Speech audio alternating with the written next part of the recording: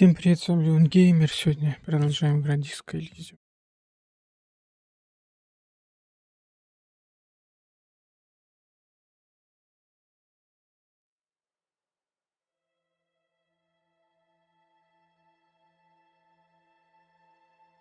Так, звук. Раз, два, три идет.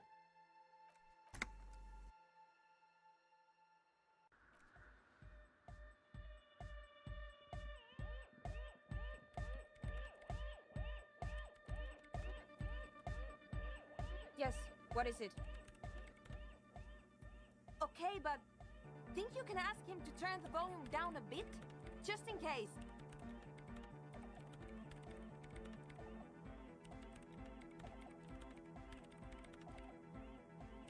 Maximum!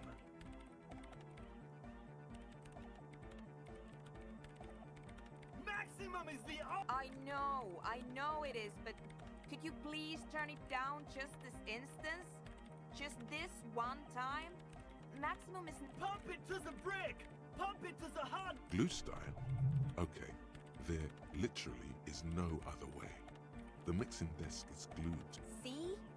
He pumps it to the hard master. It's hopeless.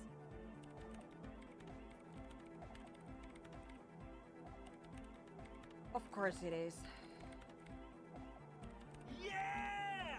Permanent... Never mind then. Let's get on with our project.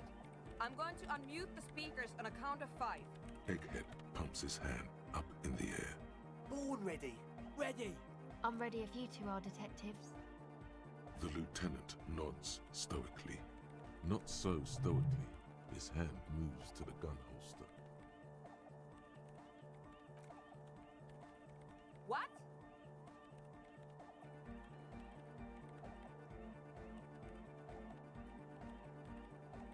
Five, four, three, two, one. Mute disengaged. No wind outside. No waves. No floorboards creaking. The woman looks around. In the silence, you see dust move on the floorboards. The driver of the speaker vibrates in the air, and in the silence, a low hum starts creeping up your spine. It's a song inside you, not in the speakers, not in the room. A great bass sigh in the basement of your mind. It's out there now.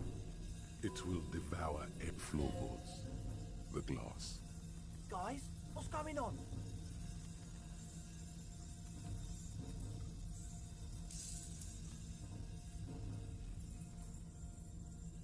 This fragile world is about to... It's getting louder. In the basins, the water looks... Hosiana! Mother of Mega!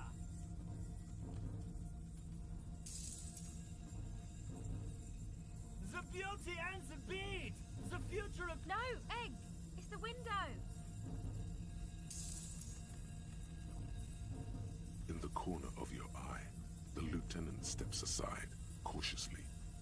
The window is going to come down. No, the roof!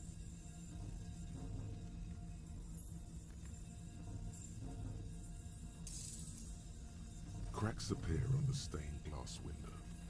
Cracks... Come down to... Below it, all the base grows, like the jaws of a giant compressor gnawing on metal and wood. It's shaking the building's foundation. A great pulse arises in your flesh. That's it. I'm muting it.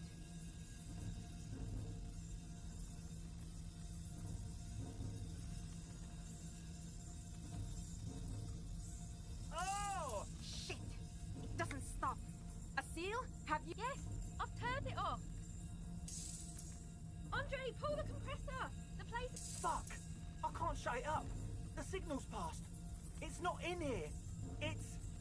In the mixing desk now, building into a positive feedback loop. This is it.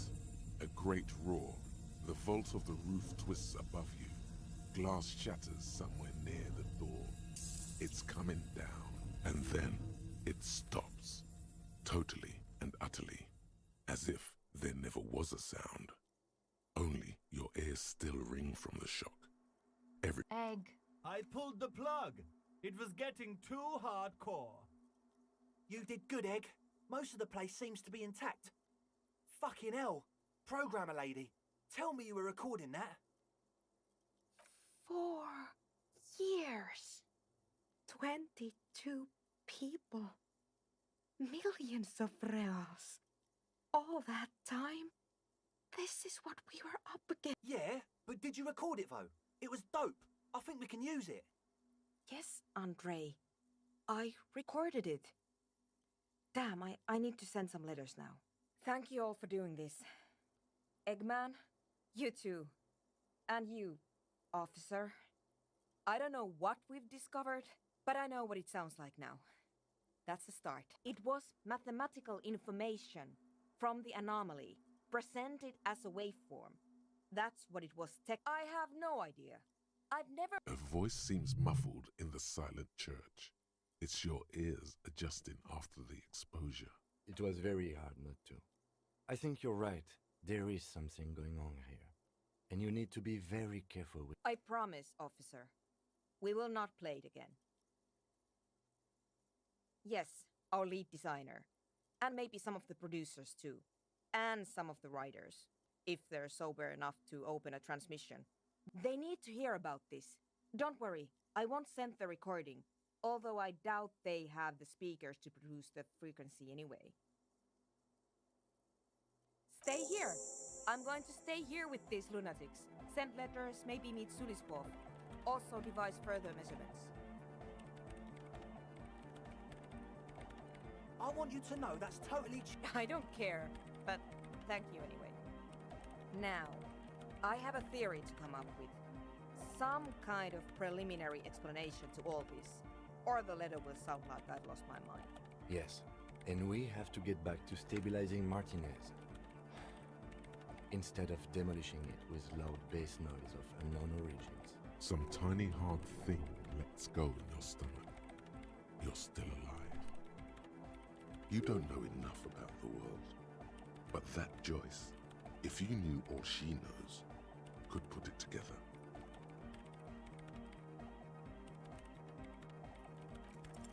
All you hear is silence in your head.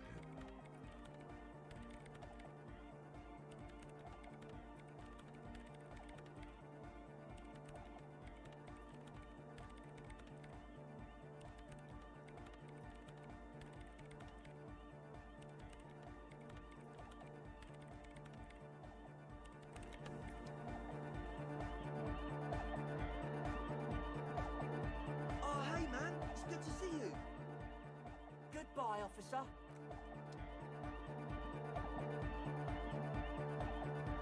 Delange! Vibrations thump through your blue soul. He stands on stage behind a table, nodding along to the music and waving. The other real deck is empty. Cables run hither and thither. On one side you see an auxiliary line in with the number 4.5 written next to it. Yeah! It was awesome and scary. Very hardcore. Too hardcore, in fact. I couldn't control it at all. It sucks up all the air in the mix until it's the only thing left. Starts compressing itself and everything around it. Complete. Inside your chest, the heart beats still with the after effects of the sound. Imagine if you could harness that power, making it pulse. Oh! I don't know. Maybe someone can do something with this. I imagine this is the sounds that the future could make. Can't escape the sound. Can't escape the future. Yeah! Too hot. It sucks. Inside your chest, Oh! I don't know. Yeah!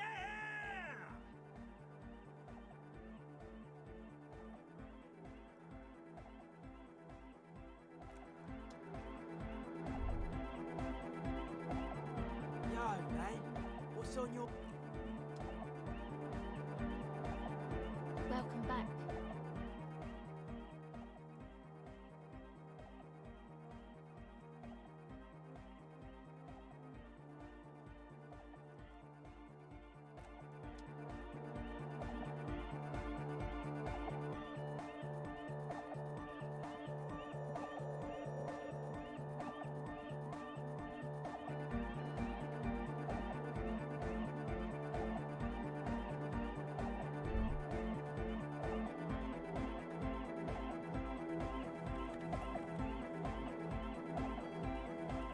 Yes, what is it?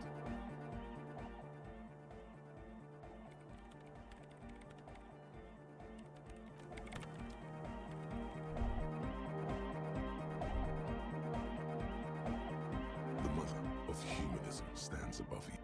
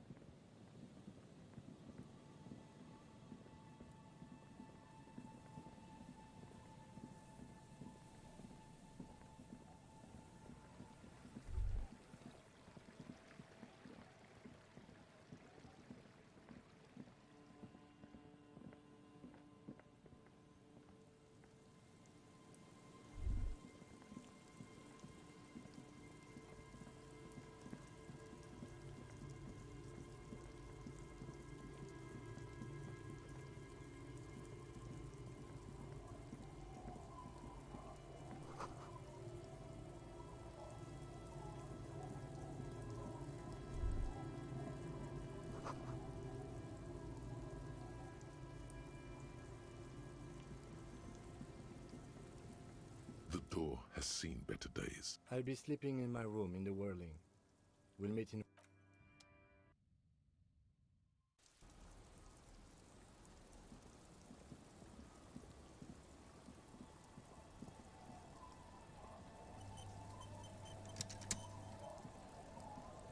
Aye, the sea's gonna calm down soon. I can feel it. The wind is turning southeast.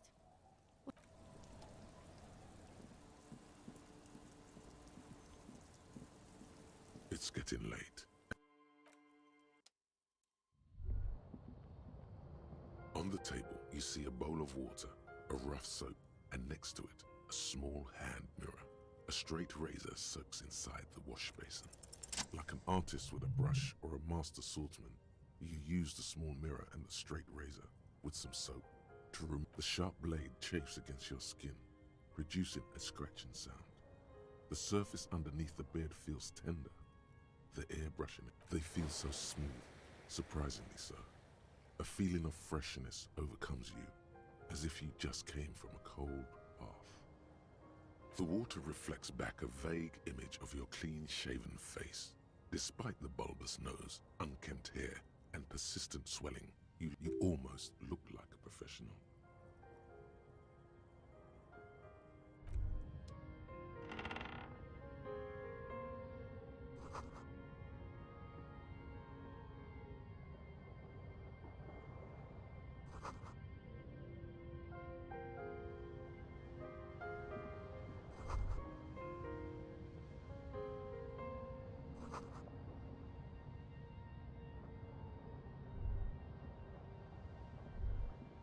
An old mirror hangs on the wall.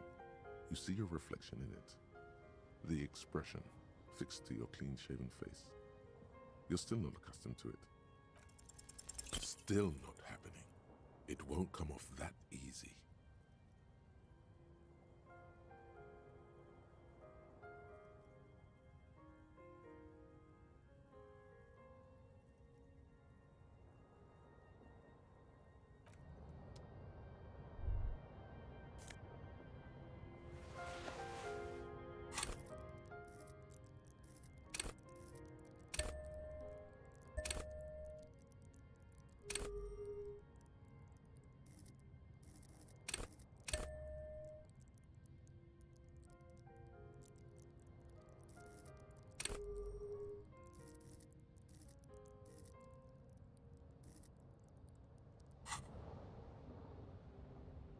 The bed is comforting. Across the room, the heating system hums its soft lullaby. The mattress feels soft and sheets warm. It only takes you moments for the world to... Thoughts, baby. A Минуту, million Катакуш. little lights in the dark. You're one fine instrument, brother. All those faces and all those names. All that love. Recorded in you forever on Ferrotape.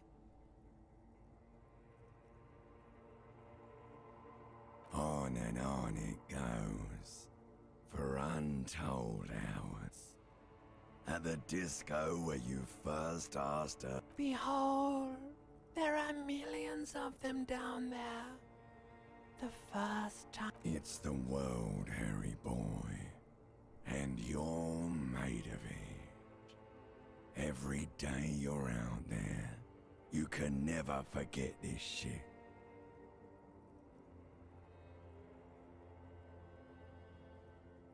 All stuck on loop. You're the son of the world again. Harrister, a ceaseless agent, picking up litter and old newspaper. Reading your awful letters and recalling things, aren't you? The endless names of the world. And You'll go insane if you keep going like this. One more day, and you'll be in the... For the working class. For the money, baby. solving your little crossword puzzles, doing your tasks, crossing names off lists, trying to become some sort of world detector. It won't make it okay. It won't put smoke back in her mouth. There he goes again. He's a real political animal, our Harry. He's got no idea what he's in for.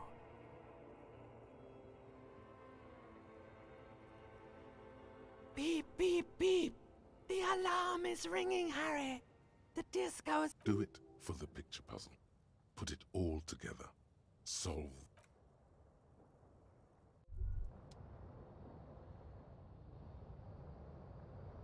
Rise and shine, comrade. It's despite all the thinking you've been doing, only 0.0001% of communism has been built. It's too great a task to undertake alone. It's good that your personal business is in order, but we're talking about political. You must seek out your revolutionary brothers and sisters. Find out how much communism they've built. Then together, but it won't be easy. Decades of persecution by coalition authorities have driven the remaining communists of Martinaise underground. Possibly, if you have been, it's only because you're a double agent. Listen to this. Do you really think you're the kind of person an underground communist cell would entrust with a... Regardless, what's past is past. You need to look forward to the work of building communism for all. Just between us, you may want to lay off this grind up the bourgeoisie stuff. It's a bit off-putting, even to fellow communists. Let your nose guide you, detective. Yes, fortunately, communists are known to have a very distinct... We really have no idea what they're talking about. There's no linkage between ideology and olfaction. Failure.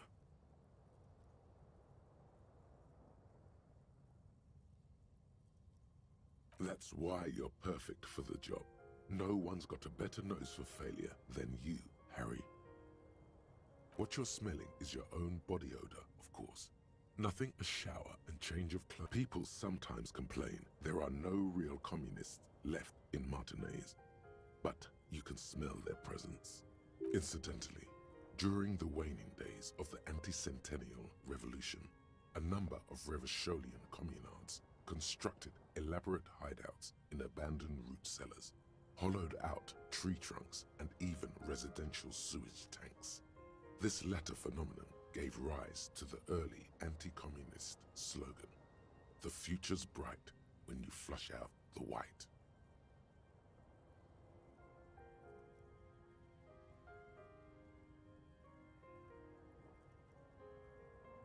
First, you'll have to locate the remaining communists in Martinaise.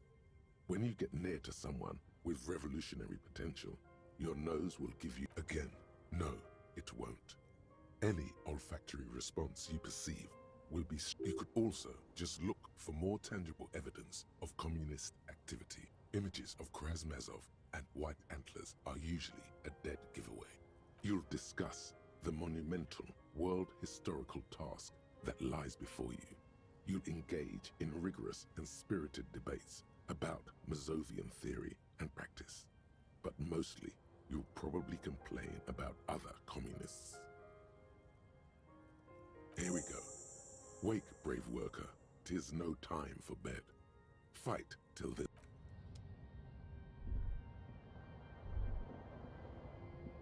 On the table, you see a bowl of water, a rough... An old mirror hangs on the wall.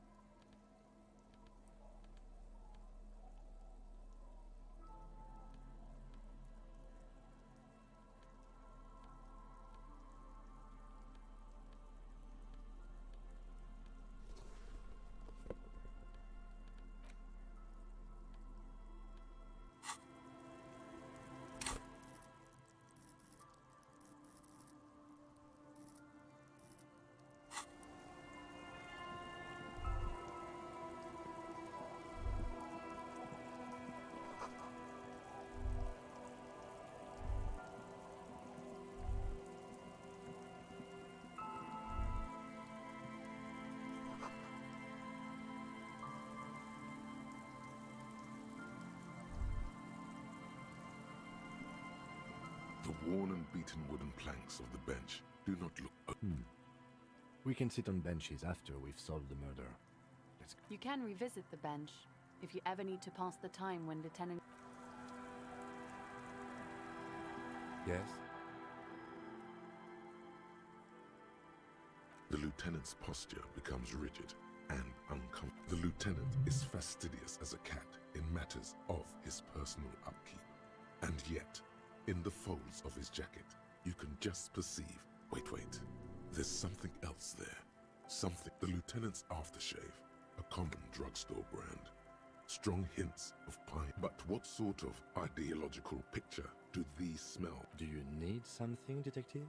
It's nothing fancy, just plain old tiger. I do like the way it tingles, though. It's the only part of shaving I actually look forward to. Was there something else you wish to discuss? Yes. I don't know what to say. I'm not really sure about this turn of events.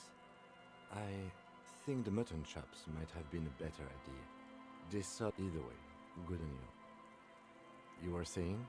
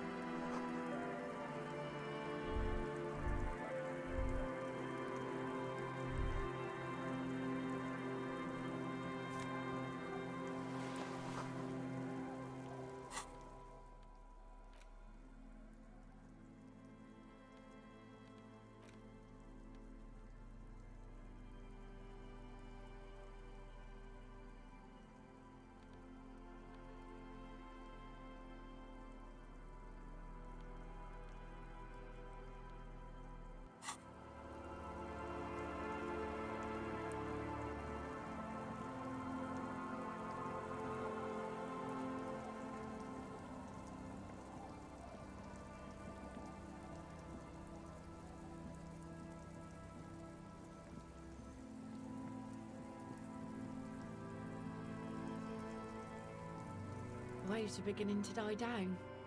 Look at those little bastards. Why does she care about the wave? What is it with waves and fishermen? We need to be out there with them. fishing, making a living.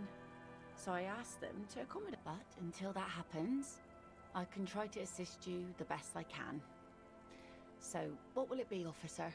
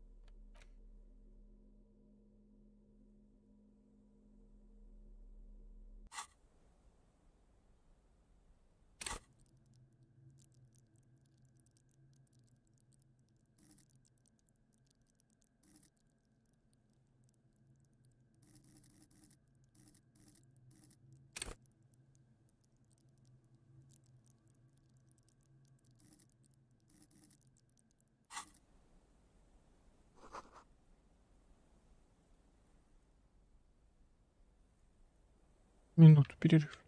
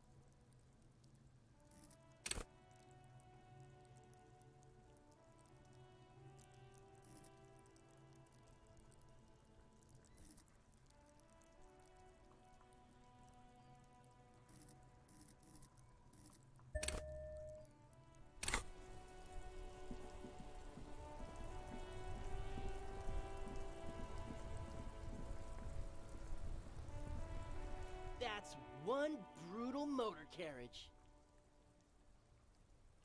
If I were a real skull now, I'd jack it, paint it in palm tree livery, then bottom light it, neon style. A snazzy shit-ripped skullmobile like this would make a fine trophy. We could, like, hang fucking shrunken heads from the side mirrors. Cops' heads. Scary tribal shit. Yeah, tribal shit. A cop carriage like this would have proper skull vibe. While I appreciate the interest you take in my brutal motor carriage, I have to stop you right there. The RCM takes threats. It's just theoretical work, Copper. No basis in reality. Man. Skulls. Now, I can tell you who we're not, cop. We're not snitches. Or... Which is not to say that the skulls are bitches and... On the part of this presentation you want to take home with you, cop man. Okay then, let's in... You don't know? What kind of cop are you? It's not a question. Don't get into it.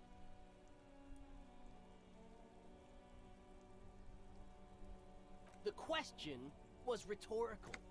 The skulls are the most vicious gang of... Besmatine, or the Besmati, the Immortals. The nastiest bunch of psychos ever. Jacking carriages and getting into high... Possessing an infinite amount of fuck-all swagger, infamous for their non-verbal modus operandi. If a skull spots you, he will pull out his dagger and stab you without... The lieutenant's voice is as calm as usual. A testament to the violence and death he's witnessed through the sight of his fire. They usually occupy the burnt-out quarter in Jamrock, or you can find them loitering around the brightly painted bottom-lighted vehicles. I can't wait to become a skull. Bottom lights are wretched aggressive. Murder? Yeah, sure. We'll gladly tell you everything we know. Also, he was hanged. He was hanged from a... Yeah, I mean... These punks don't know anything. Hey! Stop right there! How does what... Ah, this sounds like epistemology. A field so occupied by thought that it begins to question thought itself.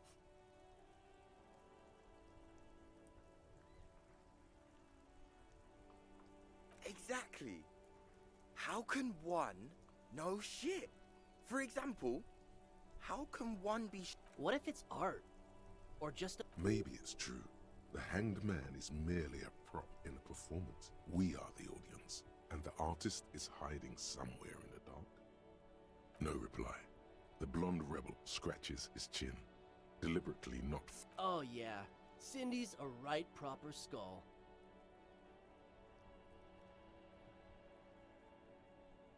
Yeah, a true artist of the future. Just like Arno van Eyck. By the way, if you see Cindy, give her our regards. For all their nihilistic posturing, these young men are not lacking in youth. The lieutenant on your left is unusually lenient toward them. Oh man, yeah! We're not fucking kids, man! Be wary of the abyss.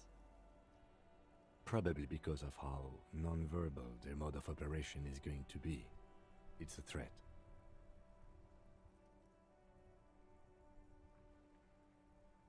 Whoa!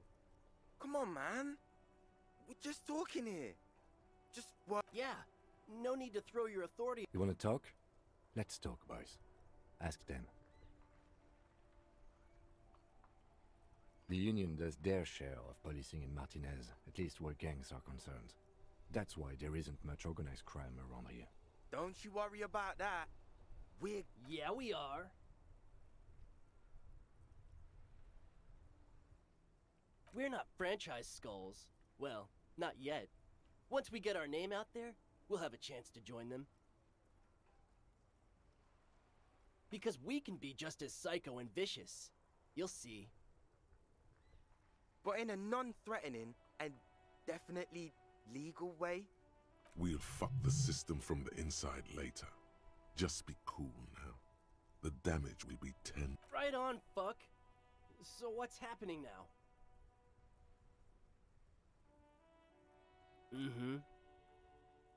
What about them? Well, first off, it's a statement and not necessarily something that characterizes me as a person. The word piss epitomizes the struggle taking place in the world. Things being defined as they seem, not as they are. And, I guess, it's also about communal Also, you've got to admit, it catches the eye. And since the Grand Piper is slowly but steadily moving towards basing the economy on it, attention, it is imperative that the medium itself convey the message. What I mean by this is, we are all pissed. It seems that the young man has a certain expertise in at least one field, even if it's rather narrow. Like I said before, many men keep searching for the one, for so-called true love, which is actually just obsession masquerading as kinship. The thrill of the chase. I'm wondering if the poetics come with the jacket, or are they derived from something else entirely? To catch a fish, you'll need to hurl the lure many times, and even then it isn't certain that you'll get anything. If you blow up the lake, though, you get more fish in a shorter time. And, for time is of the essence and fleeting ever so quickly, one must think of a way to fuck the whole world and not get caught up in fucking because when one fucks everything, he fucks nothing. And that, to me, feels glory. Hate to admit it, but in a weird way, he's got a point. Is it a coincidence that here we have two badass jackets and two badass... Yes? What is? What are you implying?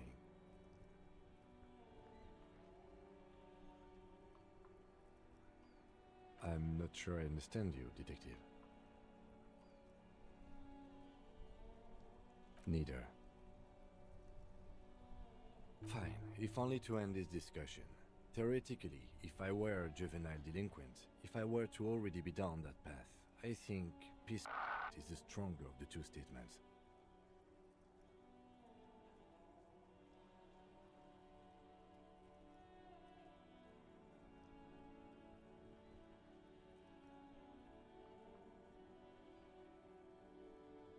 Seems about right, especially considering your heroic exit attempt. That's an origin story for a dynamic Jew. So are we done here? Or you don't need us around for your secret whisper party, do you?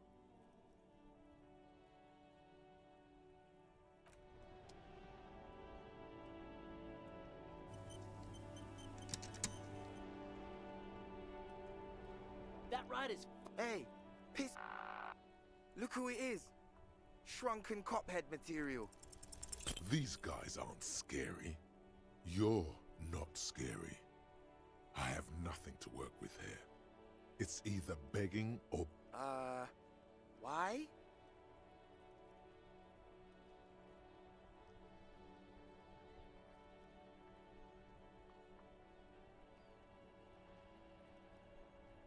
And what kind of business is that? The lieutenant notices your agitation and opens his mouth to speak. Okay, we get it. You look like total shit. We look flashy as hell. What about it? You didn't say that. The lieutenant looks down at his bomber jacket and shrugs, obviously content with his uniform. Fine. Fuck it. Here. Take it then. I can't handle this sad shit. It's true. He simply can't. It's called... Wow. I did not see that coming. Fuck that. You're not getting mine. My dad's a lawyer in La Delta. He'll have your... No, he won't. The lieutenant is lightly amused by the situation.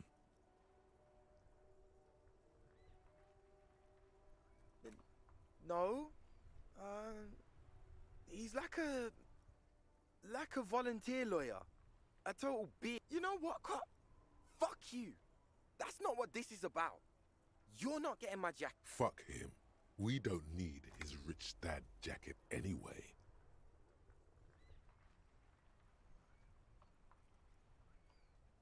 I'm not wearing that jacket.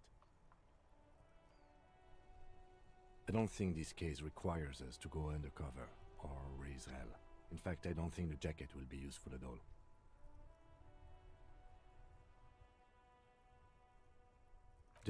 I'm fine with that. Look at this cute shit. How can we become skulls if you go around fraternizing with cops? Let's get the fuck out of here before anyone... Fuck. I'm sorry, man. I just don't like confrontations, that's all.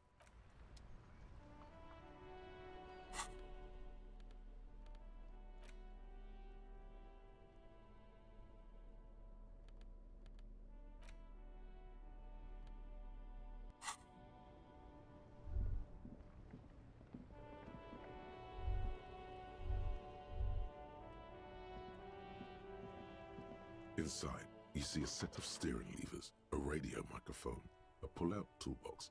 This is Precinct 57. How may I assist you? One moment.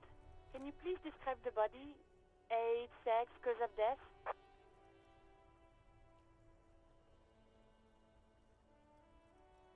We suspect he might have been inebriated when he fell. There were bottles all around him, and traces of vomit on him. Any signs of violence? No field autopsy necessary. You can hear her quickly typing in the background. Бредобес, да, читаю. А ты ко мне приходил полчаса назад или не ты? What about his belongings? Did Да, you всю examine игру his тоже clothes? будешь читать.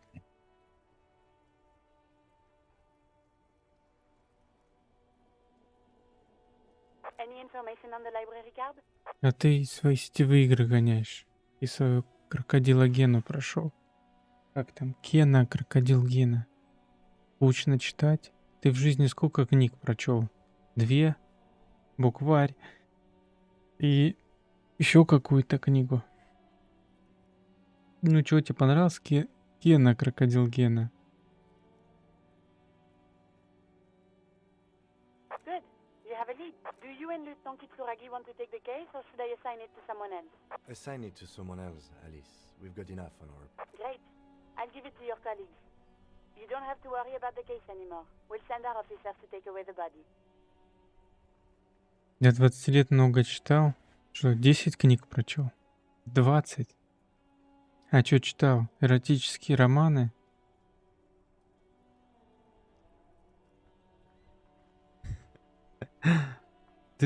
Детективы, да? Донцову и Маринину?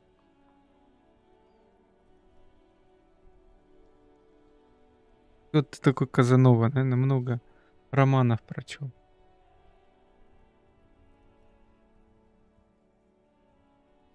That's all for now. Thank you for reporting in. Is there anything else I can do for you? 57th, over and out. In the cabin, you see a set of steering levers, a radio on a hook, a pull-out toolbox, and the soft glow. This is Precinct 57. How may I assist you? Фантази люблю. Фэнтези. А фантастику? Still no word, I'm afraid, sir. I know it must be frustrating. Was there anything else you wanted to ask? 57th. In the cabin, you Ты читал только фэнтези и все? То есть до 20 лет ты прочитал миллион книг фэнтези? Один жанр только читал? И сколько ты книг фэнтези? Сколько ты книг прочел примерно? Ты говоришь, много читал. Ну и примерно сколько прочел? 100 книг? Миллион? 200? 20? 500? Can I help you?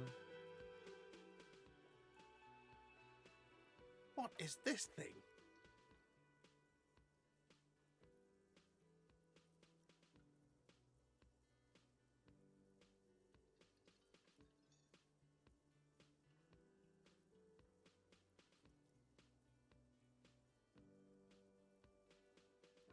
Cool.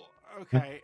I was really hoping not to think about the cock carousel any longer because it made me feel like shit. But this, I can fix it to the plaque and have a new bird in the establishment, I guess. So, I don't know. Thank you. I'm gonna go with thank you. I feel good about our work here today. It's all about the little things, like bringing people random stuffed animals. It's not actually about that, but he liked it.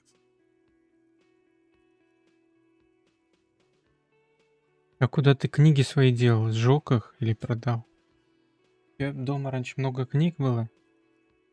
Так сколько ты книг прочел? 100, 200, 500, 1000? Ну, примерно-то вспомни. 1 000 000, 10 000. И чё, все это было фэнтези? Я только один жанр читал.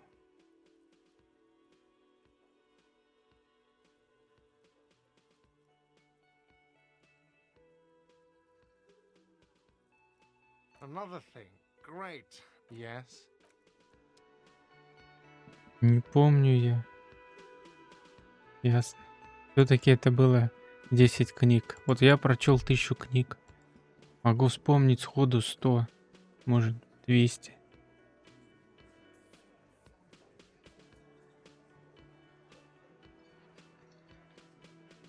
А куда книги-то делись? Ты их сжег? Продал? На макулатуру сдал? Wait, no. Something about this bunch doesn't smell right. They are, but they don't seem too keen. No, they don't. Glenn seems to be contemplating grievous bodily. In the far back, Eugene is doing his best.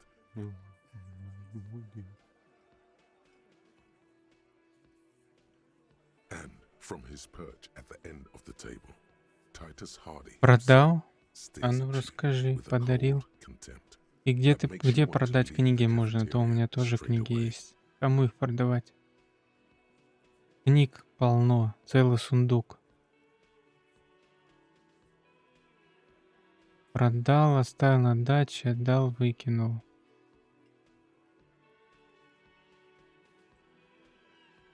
Так у тебя на даче много книг? И выкинул? А кому книги-то продать можно?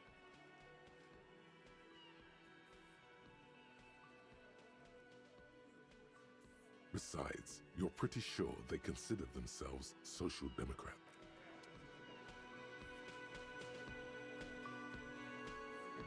Куда ты книги продавал, забыл?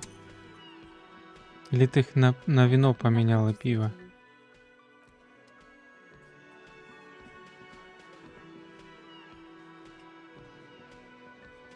It's you again. What is it? Блин, это игра твоей мечты. Смотри, тут ты читаешь и играешь. Ты ж любишь читать. Добис. Что ты задумался, кому, где продать книги?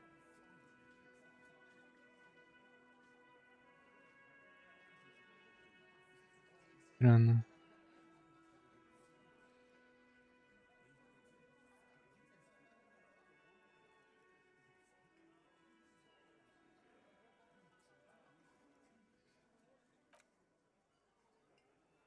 Будешь не играть? Тут можно и играть, и читать. А где книги-то продать можно? Добис Стасян. А ты Resident Evil 3 прошел? Там всю игру бегает большой чувак в плаще и кричит: Стас, Стас, тебя зовет. Тебе надо обязательно пройти Resident Evil 3. Там игра про тебя. Всю игру говорят: Стас, Стас, слава Стасу.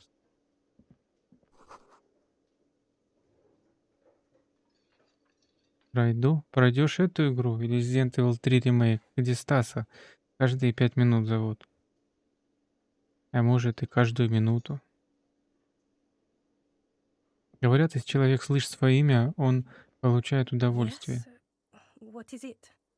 Ему нравится слышать свое имя. Представляешь, ты будешь всю игру, тебя будут твое имя называть.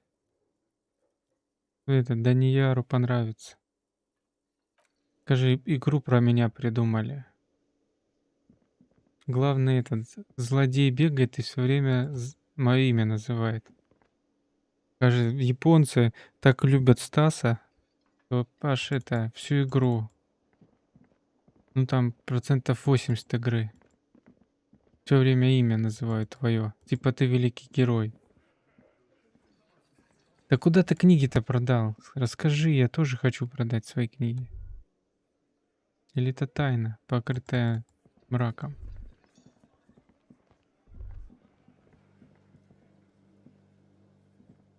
The man ponders his cooking utensils and gives you. He looks up at you, then looks away quickly. Shrugging is an international sign for, no, I don't know what's behind that door.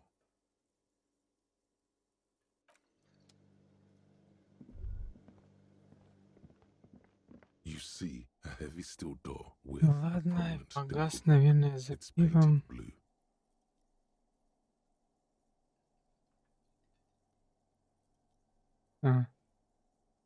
Кто-то соседям что-то на рынке продал. Ты что, на рынке стоял, книги продавал? Или у вас на рынке есть этот скупщик книг? Или ты на рынок выходил, раскладывал свои 150 книг и стоял и продавал на блошином рынке?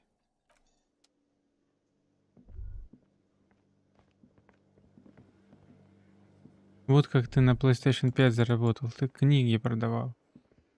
20 лет прошло. А это 20 лет назад было? Ясно. Ну, тогда, конечно, ты уже не помнишь. Тебе ж 40. Полжизни Yes. назад. What is it? Я в магазин за пивком. Ну, давай. Успехов тебе. Хорошего купить компота. Кваса. Again? I can't believe.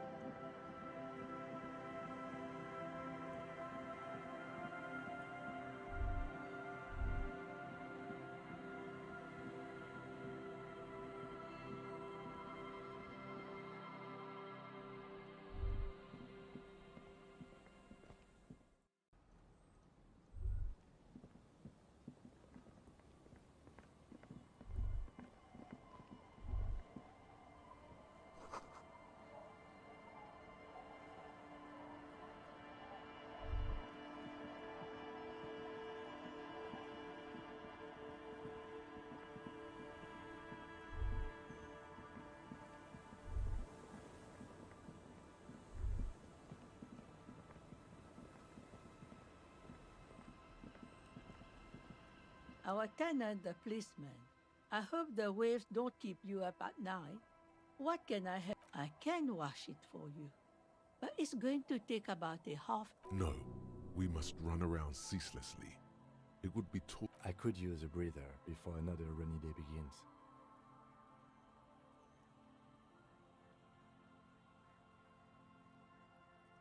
Well, hand it over there. Must say, I'm proud of this one. It's pretty nice underneath all that filth. I hope you'll have an easier life in your hands.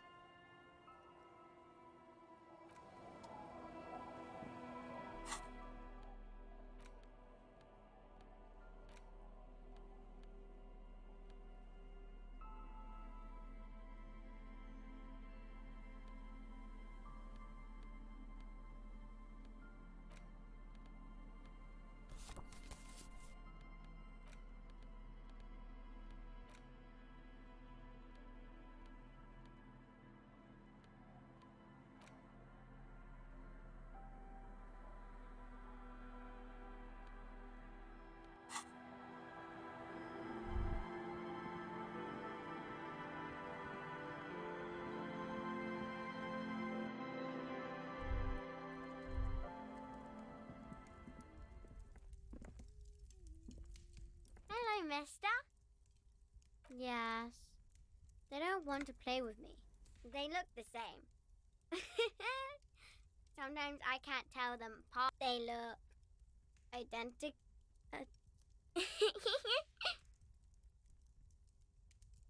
Bye!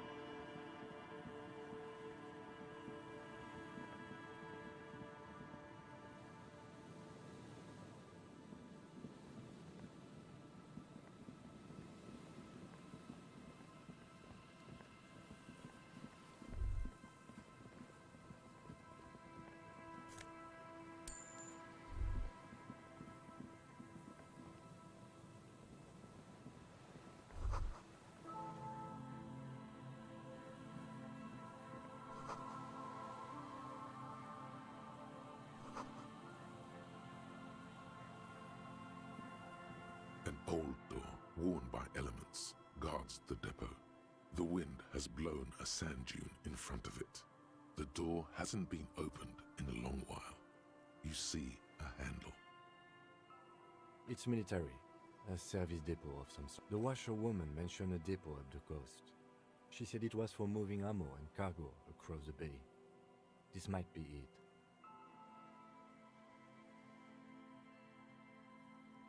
It may have been used to serve as an aerostatic battleship in the atmosphere, or a fortification, like a sea fort in the bay. An old door, worn by elves. You rattle the handle a bit, then push on the door with all your weight. It does not budge. Not only is it locked, it's... We don't get in there.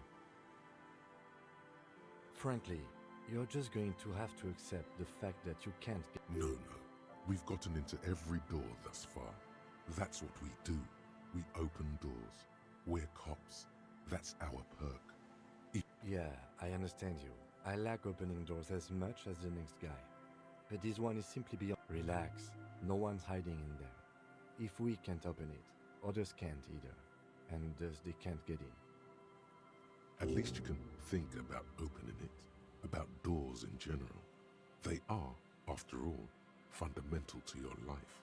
Perhaps something useful will come from this. An old door.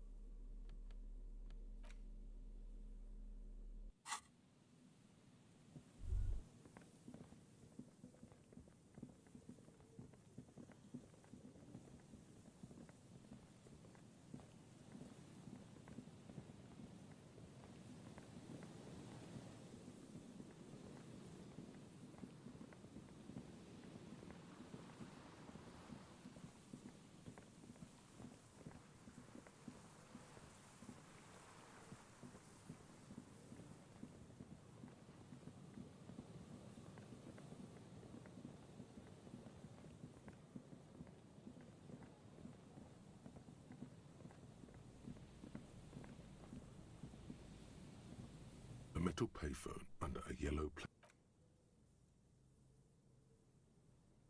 You hear the tone. Calling. Still calling. This feels wrong. End of tone. Here? Is that you? So nice of you to find the time to call me. It gets... Are you sure you're here? Her voice is drowned in white noise. Sounds like waves washing a beach. You get a sinking feeling. It makes you look if Lieutenant Kitsuragi overheard you. To your relief, he did not.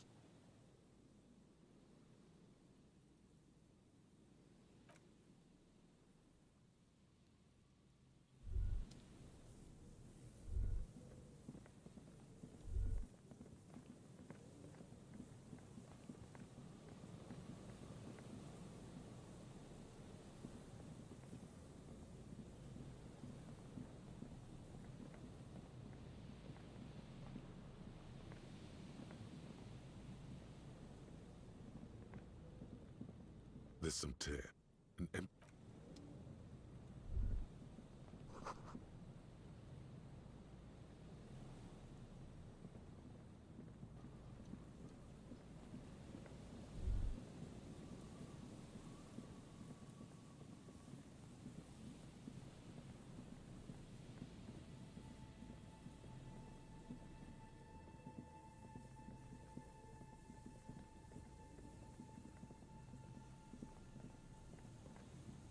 Hello. Isn't this a fine...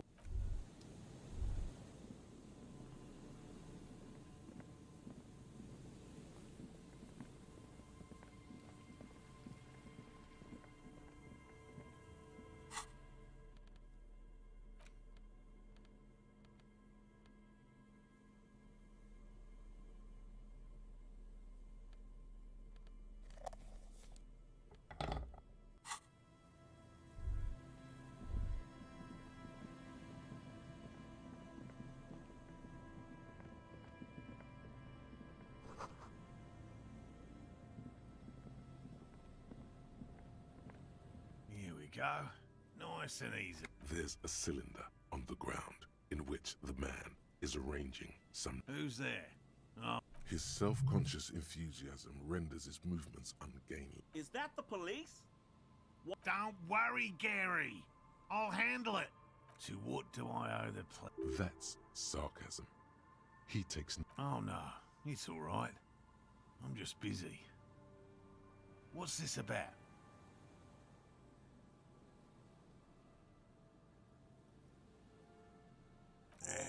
Of course. Thank you for passing along the message. That damn waterlock is The 881 is a raised motorway that separates Martinez from Jamrock. The labyrinth of streets underneath it makes it difficult to pass, not like walking over a nice waterlock. Oh, good. We should really be getting back. Did he say we can go back now? Yes, Gary! We can go soon! If you see Lena... Sir. I just have to do one more round. See if the Phasmid has taken the bait. Then we're going. His hands are large and weather-worn, but also used to delicate, precise work. Well, first of all, it's damn difficult to find, which is a good question. Being a Phasmid of the order Phantasmodea, a ghost insect, it disguises itself as... And I suspect it may have also developed other specialized techniques to protect itself from predators.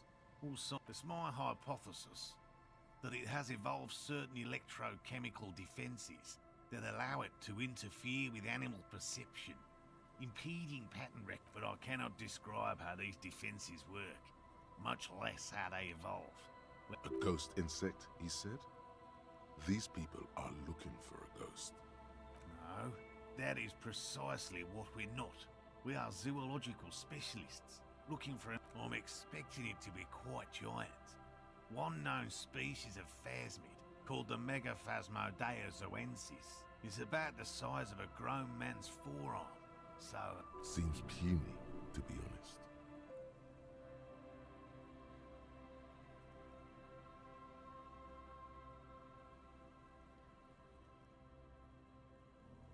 Typical rookie assumption. Insects are much more sophisticated creatures than those unversed in zoology give them credit for. Even simply catching a glimpse of the Insulindian phasmid would be the apex of of any cryptozoologist's career. But to study very little, I'm sorry to say. No one's ever captured a specimen, so all our information is based on first and not yet. That's what makes it a cryptid. Just out of curiosity, if there's no proof of its existence, how do you know it's real? I know it's real. It's clear that his obsession with the phasmid is driven by something more than... By which I mean, I've heard enough first-hand accounts to believe quite firmly that the Insulindian phasmid is more than mere superstition.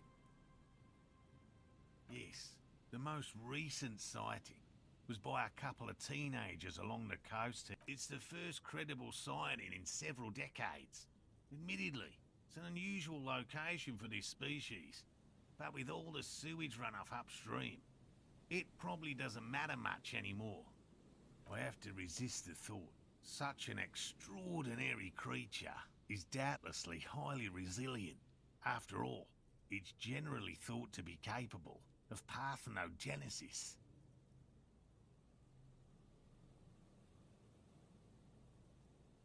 He means asexual reproduction.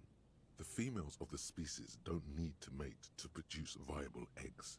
This makes it easier for a species with a small population to survive. Nature does not concern herself with ethical propositions. As a scientist, my interest is strictly dispassionate. Well, they may not look impressive, but Lena designed them quite cleverly, so I'm sure they'll... Yes. Simple. Attracted by the locusts, the phasmid crawls down. At least, that's the intention. The net isn't a perfect solution, but we didn't want to use anything that might damage the specimen's locusts. Nearly all known phasmids are herbivores, of course, but we've hypothesized that the Insulindian phasmid might occasionally prey on other insects. Inside the traps, a number of locusts crawl and tumble over one. A meat-eating stick insect. Does it protect? Thank you for your opinion. We have also included plant material in the traps to satiate your skepticism. They'll work, I assure you. The predatory hypothesis, using locusts as bait, accounts for the failure of previous efforts by other teams, which use plants. The traps do seem to be Minut definitely перерыв. and thoughtfully constructed. It's clear the cryptozoologist's wife knows what she's doing.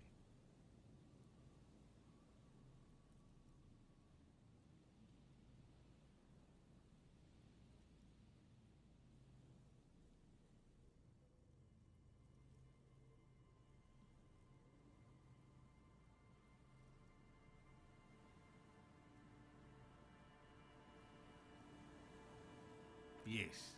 What? And I'm eager to return to her, I assure you. But I can't leave. My wife understands that just as well as anyone. Come on, Morel. We've been soaking out here for days. And leave the traps? Absolutely not. I won't let Lena down. Come on, she wants us back. I'm soaked up to my nuts over here. We'll both catch reed crabs if we don't dry out soon. Of course it's important to her. She's seen it. A verified sighting, on record. One of only 4... She's seen it? Yes. That's how we first came to know one another, in fact. Suffice to say, it's long been our dream to find proof of the Insulindian phasmid together. I can't abandon course now. No. The traps need to be monitored on a regular schedule. He's dead set on this. I could go for some trap set. I didn't expect you to take such an interest in our work here, officer. Yes, indeed. Both require a great deal of... There are 4 in total. One is to the south, on this little peninsula. Another we set in Land's End, to the northeast. It's behind a small sand dune there. The third is set near the canal, where you crossed, by a concrete slab. A big thicket of reed. You should check at least one of those before returning to this one, since I just said it. This one's more of a technicality, but still, better safe and That seems like a lot. Do we really have time for this extracurricular venture?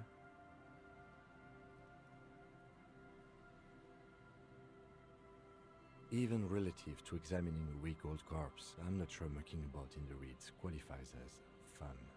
But have it your way, detective.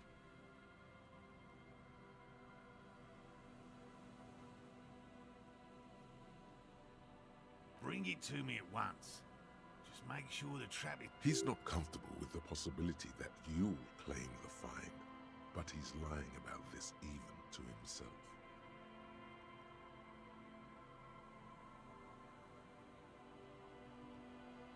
That's highly unlikely, officer.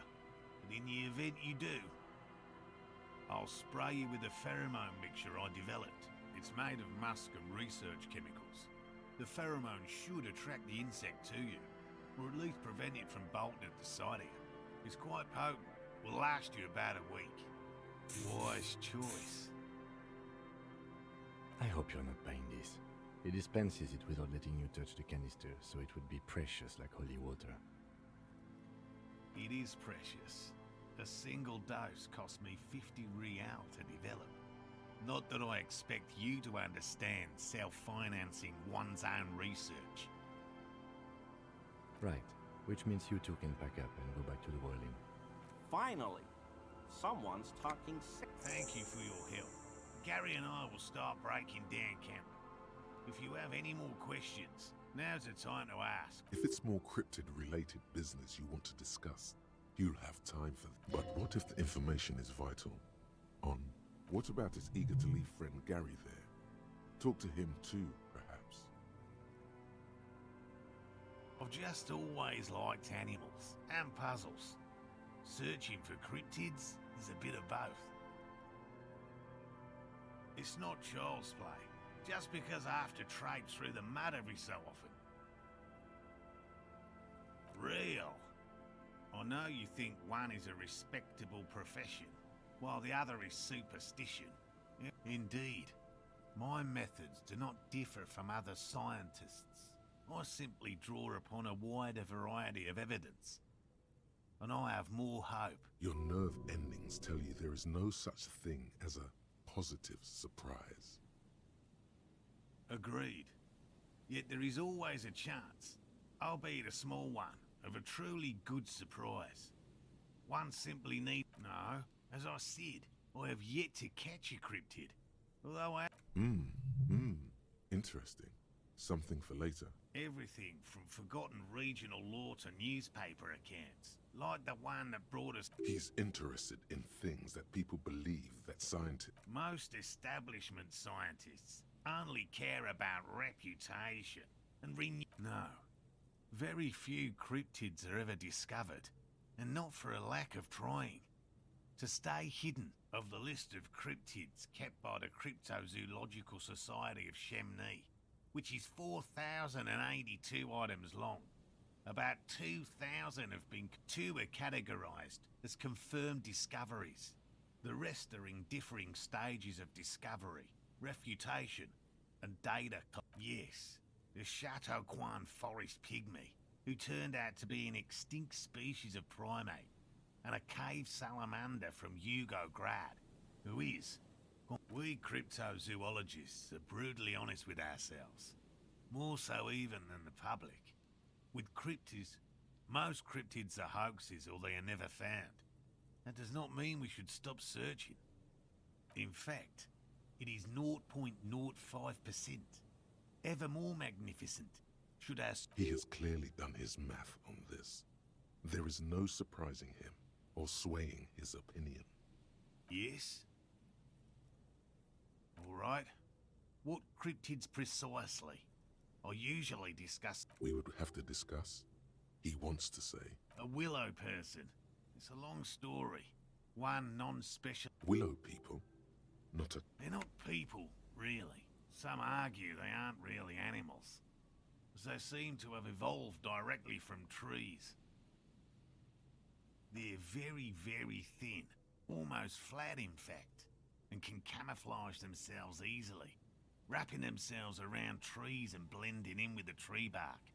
In that way, they're not too dissimilar from... You probably have.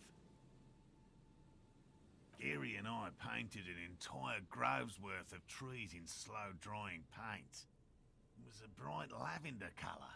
I was hoping one of the... After waiting in hiding for hours, I saw a figure slip from one of the trees.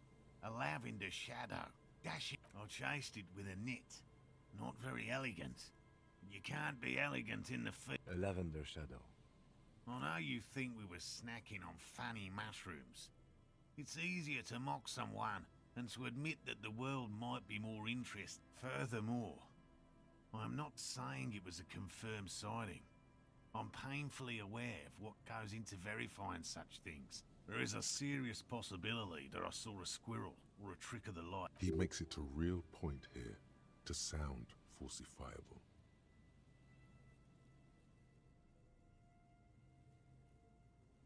Confirmed. It's 100% verified and meets all the standards of an authentic cryptid sighting.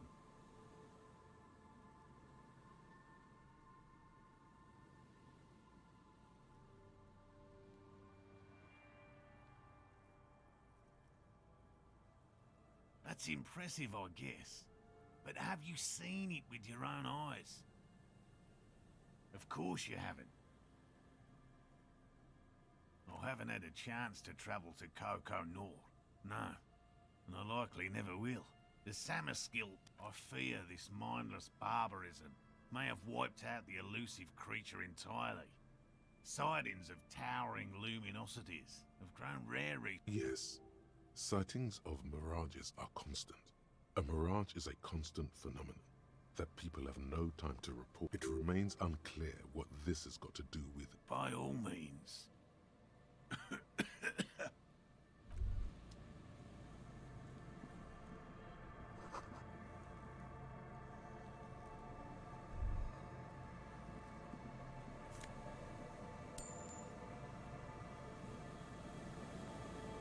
Hello, I'm Gary. Very generous of you to help us out, officer. Yellow man. I mean, officer. The lieutenant raises his eyebrows slightly and takes out his yellow man. Interesting. This is something to ask him about. I'm just waiting for my friend Morel to finish up with his insect traps so we can return to civilization. I like nature, just not this bloody coast. It's mostly drunks and degenerates that come here. Dark times will do that to good men. Oh, so that's what the RCM in Martinez is about. Great. Great to hear someone's finally taking care of that. So you do know something about it? No. Nothing. He was some kind of mercenary. But everyone here knows that. I'm just glad... He's not feeling very comfy in his clothes, is he? He didn't kill him or anything, but there's something going on here. My mug? His eyes widen at the sight of the mug. Really? I hear it all the time. All in jest, of course. No offense meant to anyone. Maybe. Okay. Yes, I did. I know I shouldn't have, and I am very sorry, officer. You're not going to find me, are you? Oh, God. 250? How am I gonna pay that? Okay. This is a considerable expense to him. 1 month. And I'll never do it again. I don't know what got into me, really. Work has been stressful lately. What did you do, Gary? Nothing. Just answering some questions. I know a guy who works with the trash collection services. CS Municipal. He gave me a master key for the trash so I can use the Whirling's trash compactor to store my own stuff. Garbage disposal is expensive as hell. The damn Hemians run it like a mob.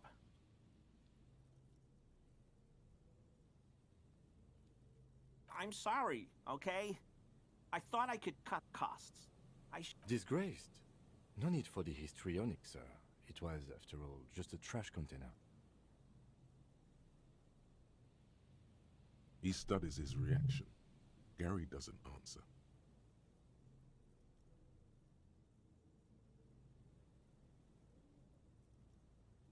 Officer, please. Let me explain. It's not like that. I was only cleaning up. I live right across the yard from where he was hanged, and I saw him stripped naked. All the clothes lying around in the yard, smelling. People are animals, you know? Then I came out to clean up the rags because no one else would. I put them into the Whirling's trash, along with a broken mug, admittedly. Okay. I was coming to throw the mug away, and, well, I threw the mug. Right. It was just civic duty. Exactly. That's exactly what. As he shifts uncomfortably, a series of clicks, like the clinking of glass beads against one another as they roll across a hardwood floor. You've heard this sound before, but where? What sound? Really? There's lots of weird stuff out here in the reeds, though. Insects, trash. Could be the wind shifting some garbage nearby.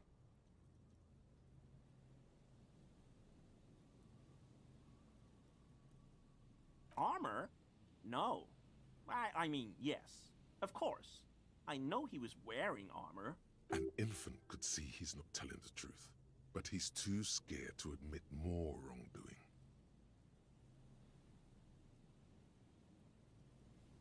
There's something going on here. You should observe him more closely after this topic is concluded.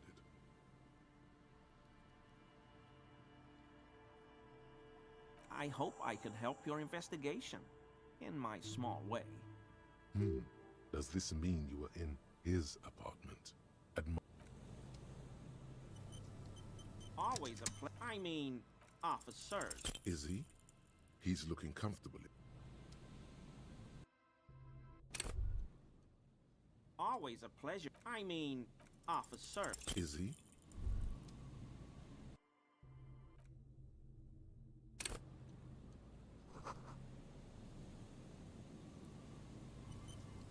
Always a pleasure. I mean, officer. That shirt looks very uncomfortable on him. Look at the buttons, barely keeping that thing together, as if something is ready to rip out from underneath.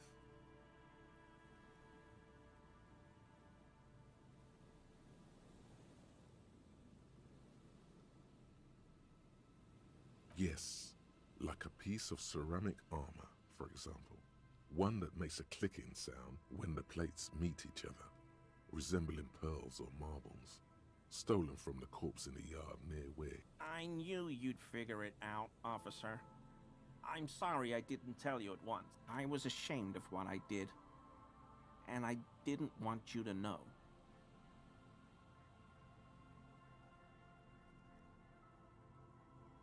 We're not detecting falsehood, sire. Gary! What's going... Later, Morale! No. You've got explaining to do. He sighs again, hangs his head, and unbuttons his shirt fully. A cuirass that matches the dead man's boots comes into view. Soon it is in your hands, smelling of his sweat. But so light to hold, like a bag of cotton. Everyone was picking those pieces off him, and I was watching them do it. And they'd scattered his clothes. So I went there to take out the trash and started cleaning up. All those rags on the ground, him swinging up there, and I had a lapse of honor, sir. Only the cuirass was left, so I stripped it off him. It was early in the morning. No one saw me. I took it with me. It was a mistake. Had I known it'd give you guys It's okay. It was a loose end, and you're a tiny tot now. I'm so fucking sorry I called you Yellow Man. Seolite officers commanded the suzerain's navy. Most of them sided with the king when... They were thoroughly conservative men, he realizes suddenly.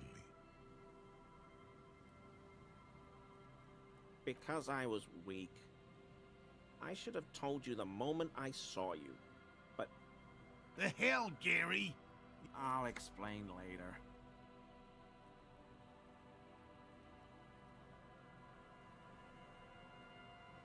I always thought it was the Union. Some Union hardasses lynched him because of the strike. But almost everyone in town knows that.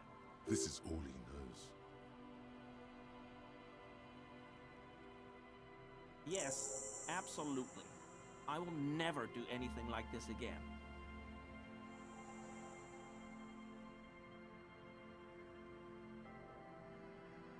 No. I help Morel with research sometimes, and I've learned some things along the way, but I don't usually... After all this time with Morel, he must have an opinion on cryptids. This could lead to a good one.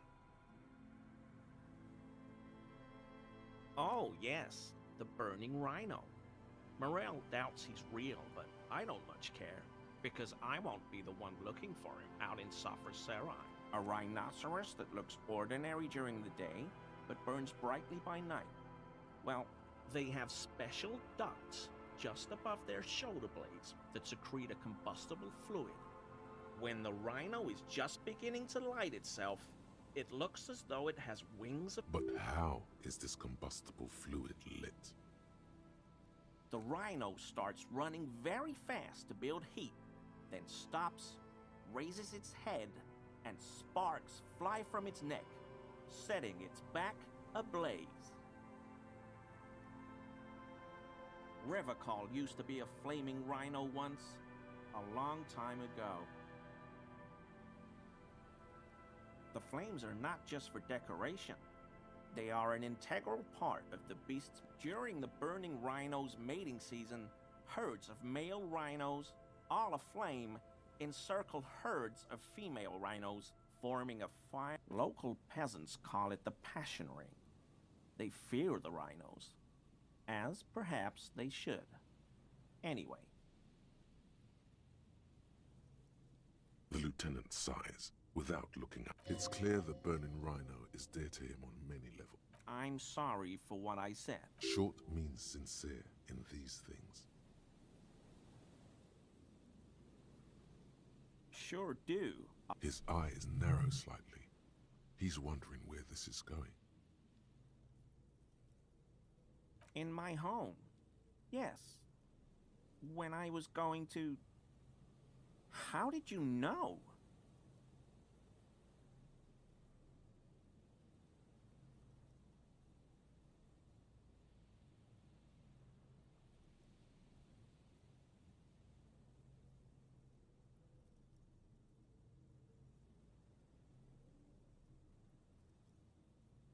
Mr. Clare unlocked my apartment?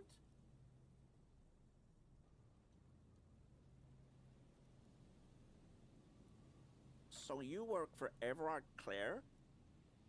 Officer, please tell him we're good. No, tell him I'll make it up to him. What have I done? He'll send the muscle after me. As he lowers his tone, he hunches his back.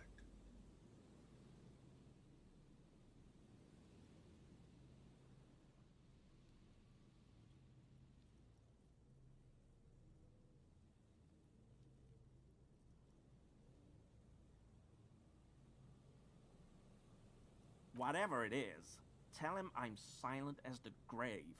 I was probably talking too loud in the whirling the other night about some theories. I won't do it again. If there's anything I can do to assist you, or the Union... This scared him proper. He's positively melting from fear. Has to prop himself up with a... The weather vane has turned. he cannot be unturned. He clearly liked his squirming. He may even have changed his mind about the whole door opening operation.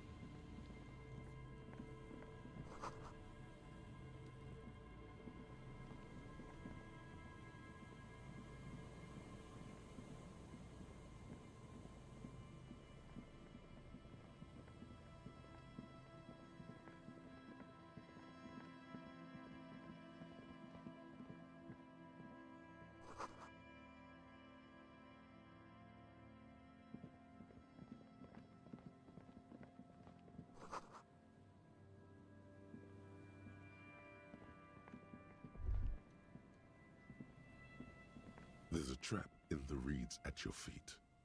Looks like the same one you saw Morel set before. Same mesh.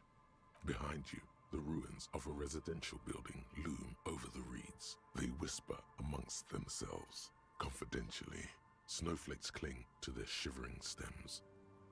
Locusts are crawling around in the trap, confused but uneaten. You see no carnivorous reed phasmid gorging on them. Big surprise. Anyway, 1 down, 3 to go.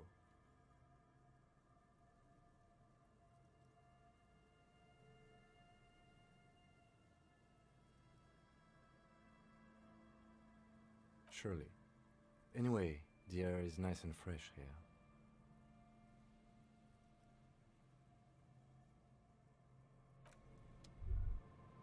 Nothing has changed about this trap. You need to...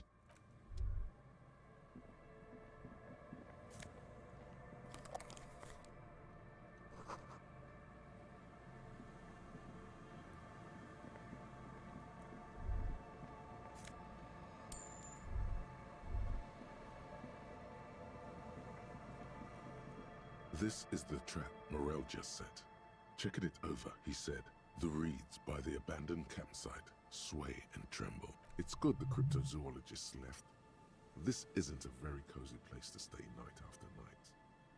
The later it gets, the colder. Remnants of the camp can still be seen in the sand. The fire that's gone out. You feel this trap is also full of panicked locusts. No sign of any cryptozoological beast inside. Another empty trap.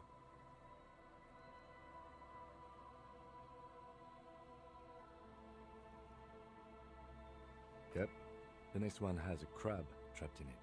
These are just crab traps, you do realize.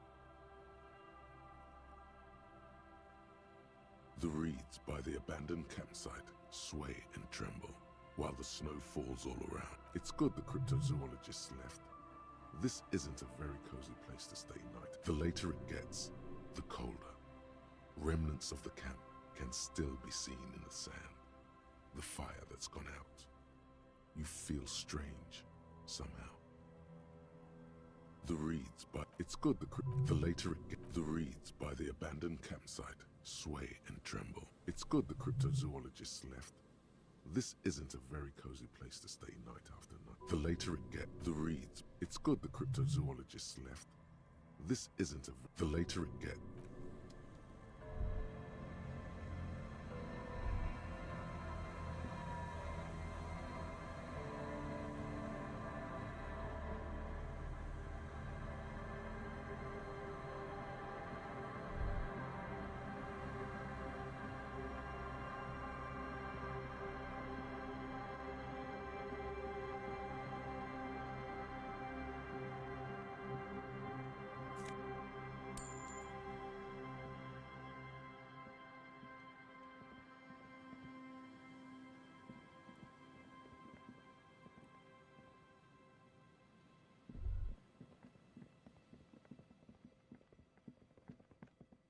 A scattering of bullet holes is spread across the cracked wall, reaching from one corner to the other.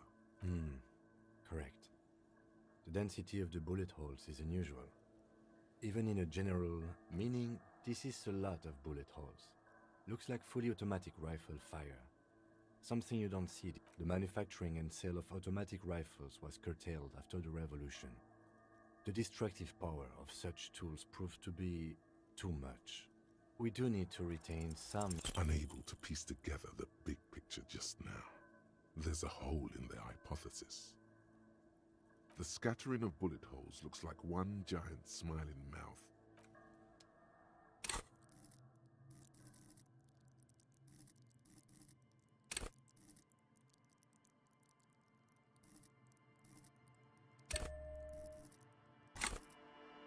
The scattering of bullet holes is spread across the...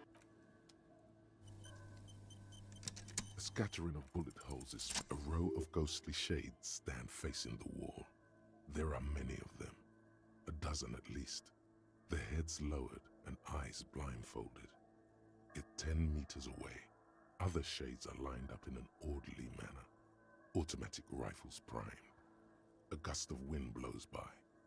The coats of the firing squad flap slowly in the breeze. A single person stands on the side. Snowflakes fall on the wooden planks and the surrounding sand dunes, covering the land with the white of incense. A long time has passed since the moment of this fusillading. Rain and brine have since washed all the blood away. The abundance of bullet holes leads to two options. Either an inordinate amount of executions were performed here, or they did not use a conscience round, where only one soldier has the loaded rifle. Looks like this was a mass execution with a host of men, probably in everyday clothes, ragged from the conflict and covered in dust. They were not sitting, a common practice for they stand. 7 men in combat uniforms and dark coats, holding automatic rifles aimed at the people. Soldiers, the commandant, the one who gives the order. Machine gun fire crackling through the air. The lights of the muzzle flashes dancing on his face. I don't know. I don't know who died here, lined up beside that horrible wall.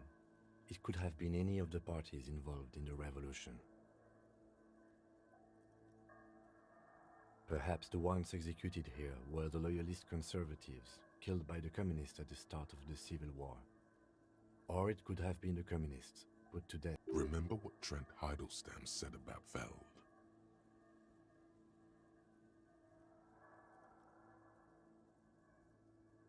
Another likely scenario. Or maybe... Yeah, it's very unlikely the coalition forces were the ones who died here.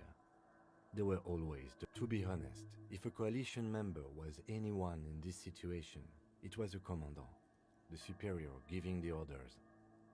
A cold sea wind blows away the figures.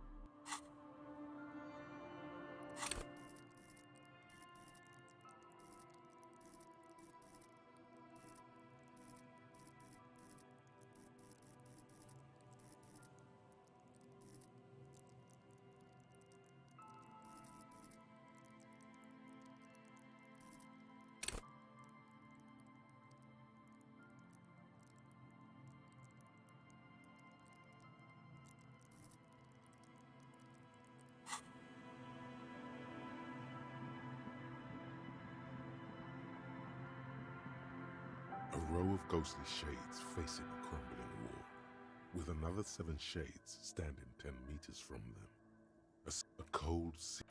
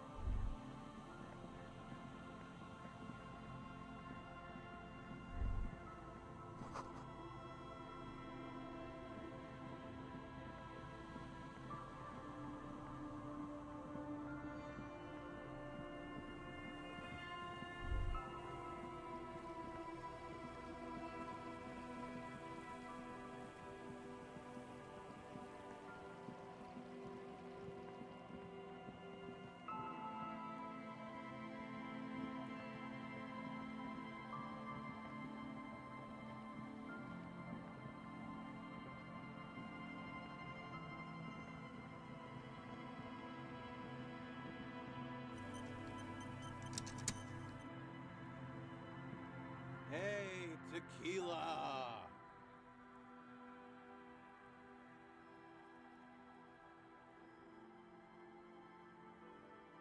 Good to see you. How's business? How's the whole reality situation? So what's happening? Yeah, tequila sunset. How are the, high con- He says it like it's obviously your name. Like you call someone Billy Brunel or leader of the 4th Street gang.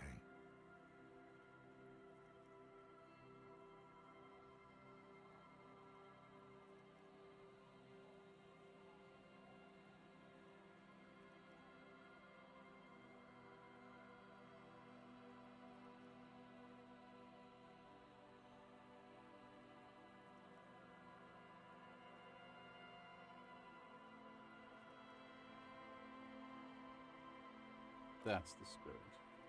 I used to shape reality into my image a long time ago. Those days are over now. Sadly, things aren't going that well in Idiot Doom Spiral Land. Haven't found those keys yet, haven't won that great piece of ass back. No word from my business. Idiot Doom Spiral, huh? This is bound to be a good, high-concept conversation. At last. We are saving the world. Please! Please don't go. Okay, we're drinking. We're drinking alcohol. That's what we're doing. I tried to save the world once, a lot. So now it's a pirate's life for me.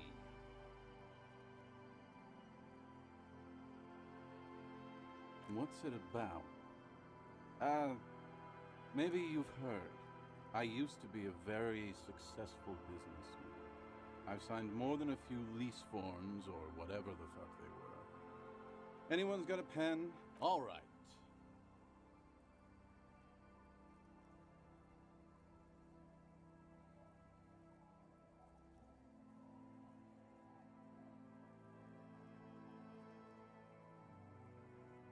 Don't know if I've mentioned it, but I used to be a businessman. And as a No, that was my favorite thing of all the things you have. This had better be worth losing the pen for. My favorite was the gun he lost.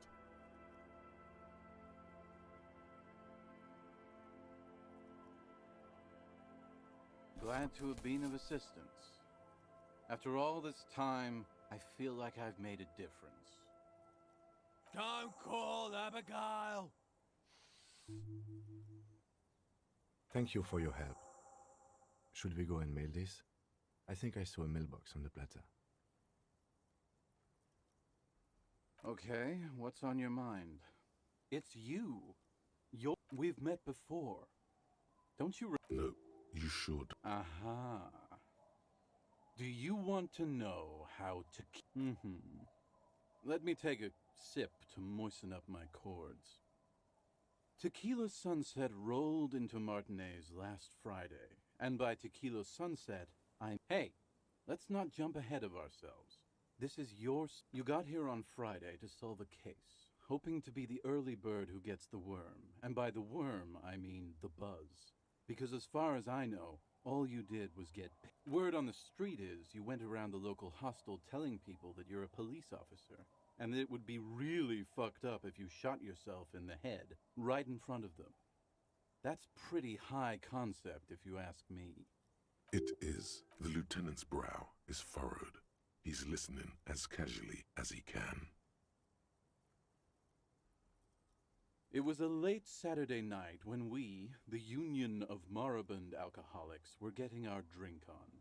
Nothing remarkable about this, we get our drink on 24/7. Makes everything... One moment we hear the sound of a motor carriage revving up somewhere on the plaza. Do you remember the sound of wood cracking? Naturally, loud noises pique the interest of anybody owning a pair of ears. That's just the reality we're in.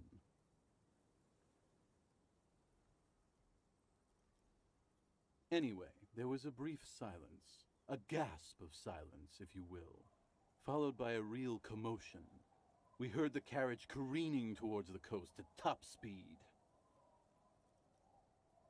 Sounded like someone jumped the canal. We grabbed our brewskis and rushed to the jetty. Never underestimate the speed of an alcoholic. What we saw was a sight to behold. A beat-up police carriage containing you. Right there on the beach. You rev the engine and scream, "The time!" So, naturally, being the curious cat I am, I asked what time hath come. "The time hath come for Tequila Sunset! The end of..." Your reality contracted. You jammed the pedal, plowed right off the jetty, and through the ice. The muscles in your right leg tense up. Your hands cramp on the steering levers. We ran towards the ice whilst you crawled your way out, miraculously unhurt, covered in seaweed and shit. Like some kind of sea monster. When we finally got there, you were sitting on the beach crying. You said that your badge and uniform were in the car. It was too late to get in there. Recognizing a brother in need, we offered our condolences and invited you to party with us, which you naturally agreed to. We asked about the whole Tequila Sunset thing, and you told us it was your name now and insisted that we all call you that from then on. I'm not sure. I think you were the event. Tequila Sunset. You know, as opposed to a tequila sunrise, which is long gone. No, that's just what your mother called you. Your real name is Tequila Sunset. Just in hours. It was an all-night drink-a-thon. Then, at some point, I think it was Sunday morning, you got belligerent and wanted to talk about revolution. How they're beautiful and also whores and so on. How one of them fucked you real bad. After a short while, you crossed the event horizon, looked sullen, got up, and left without saying anything. Wow. Yeah, I bet Tequila's a fucking legend around the precinct. You must be proud to work with him. If you only knew.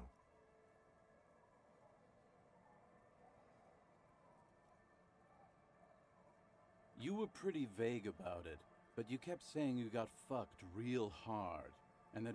No one's fucked me. I do the fuck. It seemed pretty painful, to be honest with you. If I had to guess, I'd say you're still working through some shit. Beside your gun and your badge, you said something about your hope or heart or something.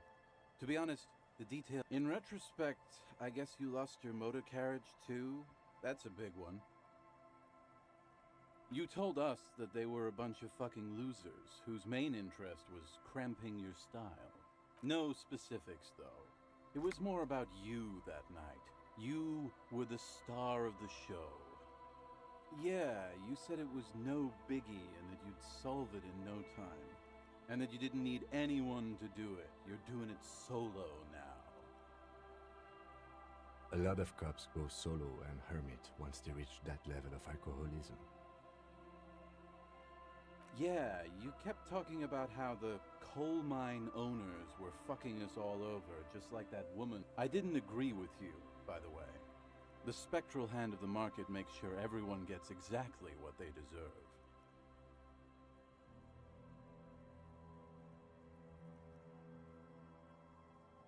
You kept calling yourself a goddamn superstar who'd cleared 501... As you've already determined, the actual number is 216.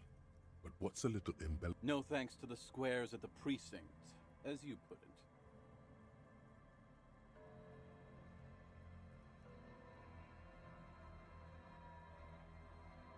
It's a hard thing for a man to confront his past. That's why... Whoop-de-doo. So now I'm a fucking storyteller.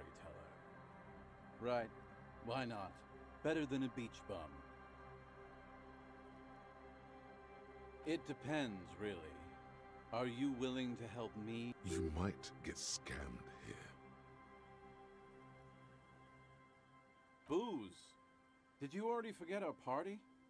The thing I relayed to you earlier. So, have you got anything for good old idiot Doom Spiral? A bottle for a story. Not much, but it will do. Hey, Spiral Boy, you gonna share that? Don't call up a... Shut up, guys. I'm telling a story here. Something happened to you. Something happened to me, too. I was once a reasonably high net worth individual. A founder / junior partner at a high concept creative services agency. I used the profits from my agency to finance what I called a cultural incubator. Abstract value generation, value per person, high concept stuff. I developed the paradigm, worked within the paradigm, but the burden of leadership weighed heavily on me. So I went jogging every so often to keep myself sane. That's right. Getting a good run-in's important to maintain. Speaking of, when's the last time you did your laps, pork chop? 22 full-time employees, an all-star team, a potentially historical set of individuals. Worrying about them often kept me up. It did.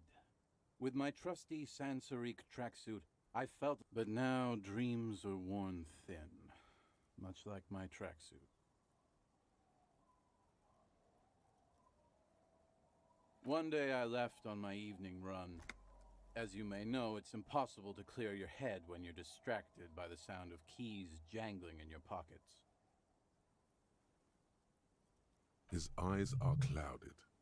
His dilated blood vessels encircle. His eyes are your... So I removed the key ring and put the keys for the front gate and the apartment into different pockets to stop the jangling, you see? At least, that was... I was halfway done with my usual lap when it started to rain. The reality situation became very wet. Wet, okay? It was raining really hard. I made my way back home and discovered that I didn't have the key to the front gate. I'd mixed it up with the key to the letterbox, which was useless. Naturally, the situation required me to climb over the gate, which I did. There was no climbing down because I slipped and landed on my ass. Ouch, indeed. Reality was looking rather grim just then. Me lying on my ass in a mud pit in the middle of a heavy shower. So I made my way across the yard. Standing in front of my apartment door, fumbling with my pockets, I realized that I'd also forgotten my apartment key. I rang my neighbor's buzzers. It was late, and most of them didn't even answer. Those who did assumed I was trying to sell them something. People are naturally wary of ad men, you see. One moment someone chats you up, 5 minutes later you've bought a box of edible lingerie and a strap-on. I don't begrudge them, especially since I was known to be one of... Just then, I experienced a moment of clarity. I still had the key to my office. I could wait, but when I reached my office, I remembered that I'd asked one of my producers to change the locks that day. And since I hired only the best, he'd already done it. Anyway, long story short, life spiraled out of control. I haven't gotten into my apartment for years, and my girlfriend left me because she didn't want to date a homeless man. The company, well, you see where I'm going with this. So, now you've heard my tragic tale. What do you think? Like nothing you've ever heard, huh? Tequila, I've thought about this series of events for a long time. If there was anything else to it, I would have thought... Why didn't you go to the authorities? Well, at one point they came to me, but, you know, I didn't have any ID on me. So they tossed me in jail for 2 days. I can't say it increased my faith in the RCM. No offense, gentlemen. The hobo lifestyle definitely has some perks. Not having to pay rent, first and foremost. Not being responsible for 20 other people is nice, too. But that charm wears off pretty quickly. Before you know it, you're wearing a shit-stained tracksuit and spending your days picking tear.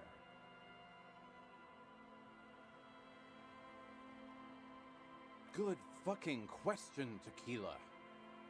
If I knew the answer, you think I'd be hanging out on a beach in this formerly premium but now extremely dirty I used to own my reality situation.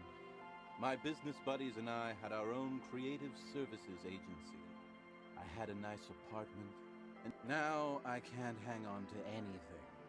Just last week I stole this nice new jacket, but then I lost it too. The only thing... A lost jacket? Sounds like a mystery you could look into. My agency, man. The Boom Boom Room. Our concept was combining high art with the lowest forms of marketing. The color red, breasts, and I convinced my partners to reinvest some of our profits in an even more high concept cultural incubator called Thin Air. The artists were happy. I was financing a group of poets in East Rebishal who were developing a new universal poetic language. But then it all went to shit. If it sounds like it makes no sense, that's because it doesn't.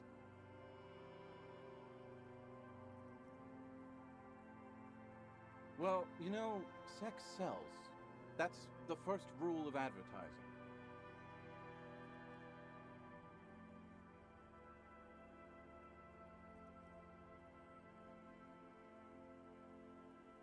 That's what's so cool about advertising. It's kind of like art, except you can also get fucking rich doing it. What? You've never seen 100% Lycra before? Go on. Pretty nice, huh? This might be one of the last of its kind. Should probably be in a museum, honestly. Good God. It's nearly impossible to describe how dirty this texture is.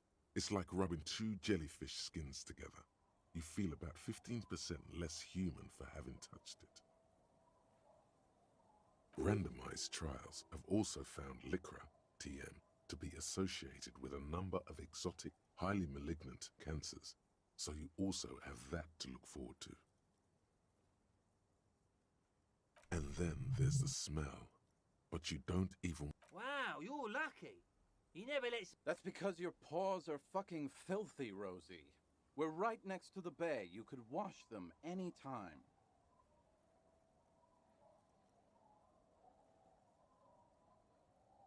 Tequila, it's a verifiable tragedy. It was practically brand new.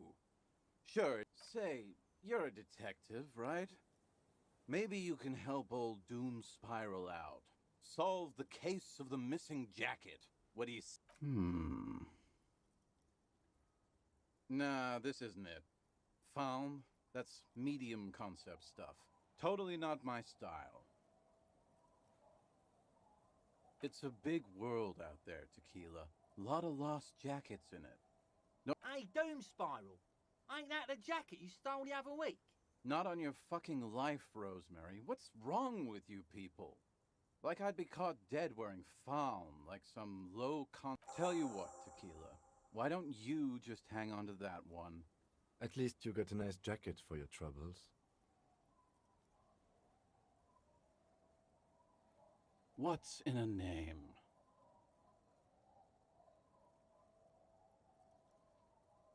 Hey, Spiral Boy, you gonna share that? Don't call them. Shut up, guys. I'm telling a story here. Something happened to you. Something happened to me. I was once a reasonably high net worth individual, a founder slash junior partner at a high concept creative services agency. So you don't want to just hear the same story again? Okay.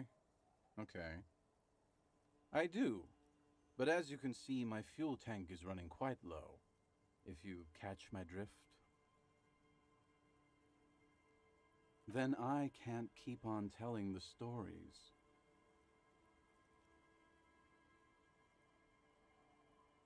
You too, Tequila. Okay, let's step aside for a second.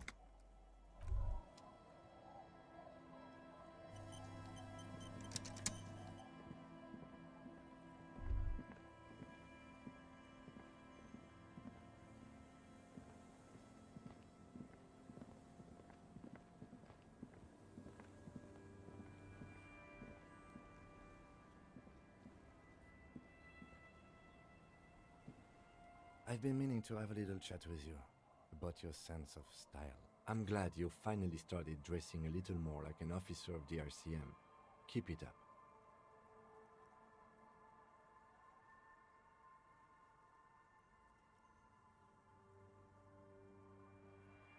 The lieutenant regards you for a moment, unsure whether you're making a joke or not, and if so, whether he should. Right, detective. You know the expression, the clothes make the man? The right outfit in the right situation can make all the difference in the world. Let's not get ahead of ourselves, detective. A warm Anyway, we should probably get back to the case. Yes?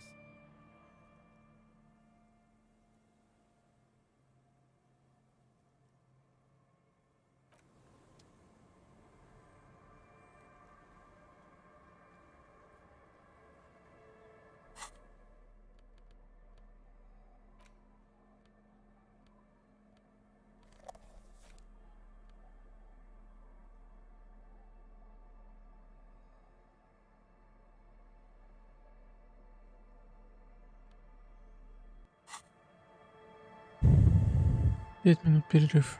5-minute break.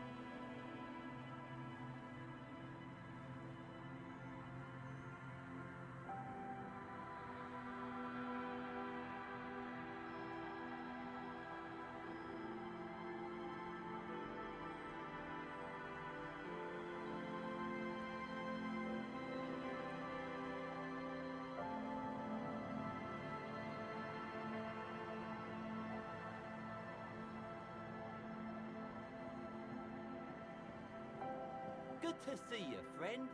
Do I have deals set up for you, buddy boy? So what do you want? I got smokes. They're cheap. Very cheap. I got Pilsner. Great deal. You won't get a better deal on that piss. Spirits I can let go for 300 real. I also have speed.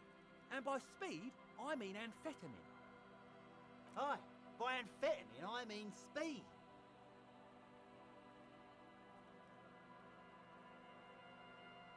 Aye, it's what I said. Good, my man. Now what can I offer you? Oh, the system's been good to old Rosemary here, and I'm milking her like a bitch goat in the backyard. You see, friend, man makes his own luck, and I made mine real good. Got my hands on 3 bottles of liquor exquise, sold 2 to the fellows around here, and immediately invested the profit. Bought cigarettes, bought beer, even bought a bit of speed. And look at me now. I got everyone on my hook. The hook? Where is it? I can't see it.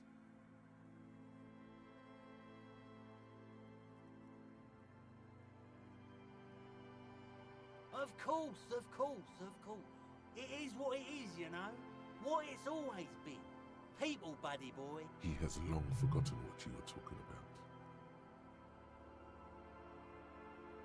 See, friend, it's real valuable. Worth every real, if you catch my drift. Got it from a bit of a business venture.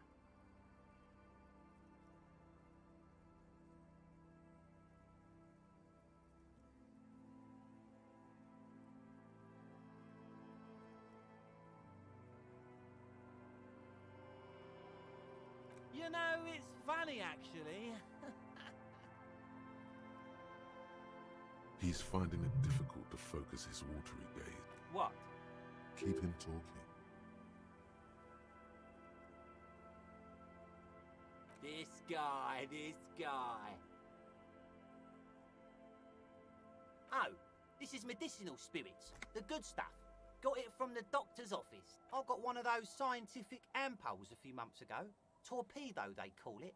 It's supposed to keep a man from taking a drink.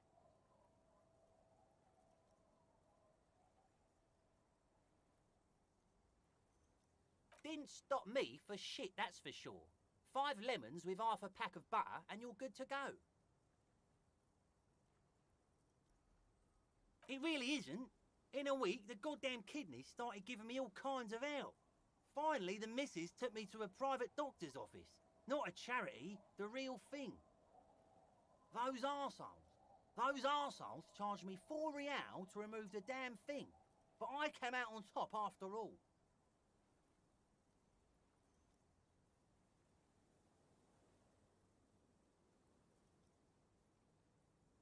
The idiots left me alone in there. Now, I used to teach high school biology. I know what doctors use to preserve dead thingies. Like 3 cans of this blue medicinal stuff from the back room. Threw the snakes out and voila! What's left is this beautiful blue stuff. 98.7% almost pure alcohol. 2 I already sold to these fine gentlemen here. But this last one is yours for 3 real, if you want it. Don't say it. Yeah, be careful. It's extremely flammable. One spark and the entire city of Revachol is wiped off the map. Feels like someone set a mustard field ablaze right inside your nose, then drenched it in tear gas. Your nose is a singular source of pain, but at the same time you don't remember. In all fairness, that might be attributed to the retrograde amnesia. So, what's the deal, friend? Want the spirits or not? 3 real and it's yours. Well done. That's a much more reasonable price right there. Makes sense now.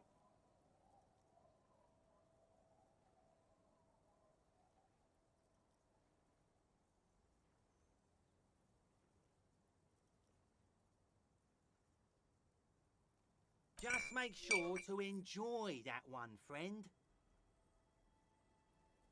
If you drink this, then you'll die. That's a fact. And that's why we're going to save you from yourself. And Bottoms up, Captain. In the civilized world, it's a custom to tip the shopkeep, friend. But come back. The legend! He's back. And firstly, I got smokes and piss.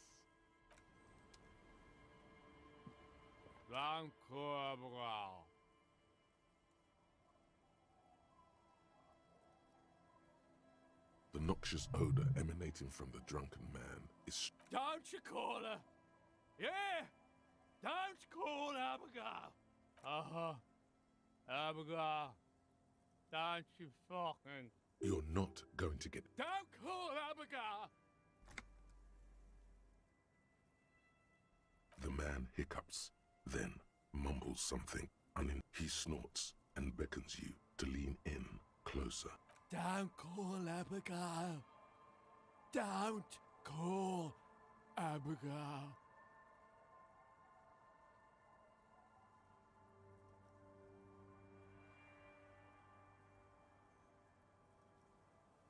There's no use in yelling at drunks. He's barely... The drunk man starts... Don't you fucking call her! Hear me?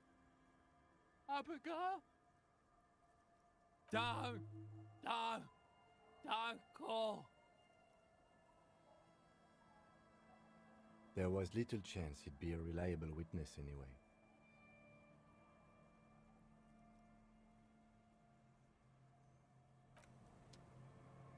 Don't call.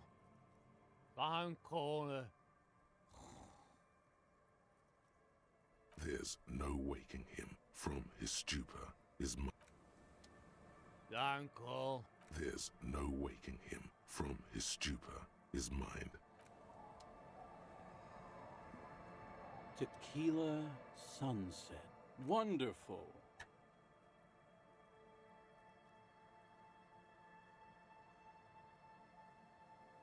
Not much, but it will do.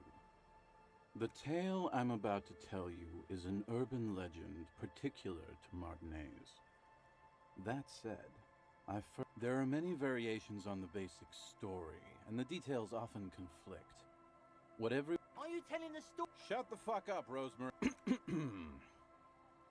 Summer of 44. 17-year-old Gertrude Het is walking home from a late shift at the harbor.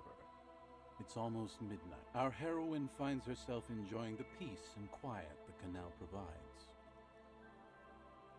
What she doesn't know is that her peace is about to be shattered. From behind her comes the clattering of hooves. Startled, she turns around, and what does she see? What? No, I told you this is... The pause. With no head on his shoulders. Wearing a found tracksuit. Searching for the legendary found cap that went missing when he lost his head. I thought that he rode a headless pig. Well, there are many versions of this story, the most peculiar of which has the headless found rider riding on the back of another headless man. If I hadn't lost my keys that one time, I'd agree with you. But life is a cruel mystery. Gertrude Het may have been the first to witness the headless found rider. Tell him about the two feminists by the lot. Fuck, Rosemary, they were dating. No one said they were feminists. Everyone always misremembers. This wouldn't be the Ponte Delgado. What? I've read the case file, but please. Right. Early autumn of 46. Ula DuPont and Eva Delgado are fishing near the waterlock. The wind picks up. A sky already dark now blackens. The women are caught in the downpour. They act quickly. Eva gathers the rods whilst Ula turns around to reach when she sees something. Her shriek is so violent that the residents of the nearby apartment building believe lightning has struck. But there is no lightning. Only a heavy downpour and the silhouette. Ula makes a run for the shore, but Eva slips on a wet rock and disappears into the cold, cold. Her body is never recovered.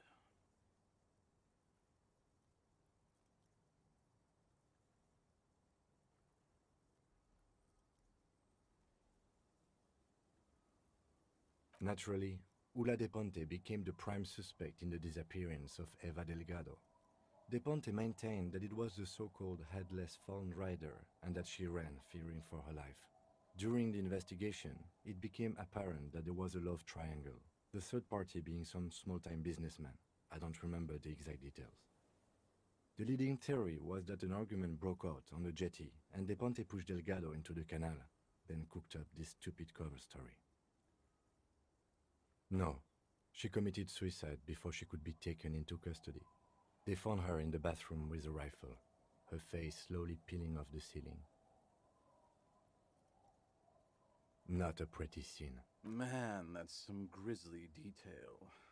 Oh well. Here's to another case closed. Anyway, that's the story of the headless Fallen Rider. Pretty crazy, huh? Well, Tequila, that's part of the legend.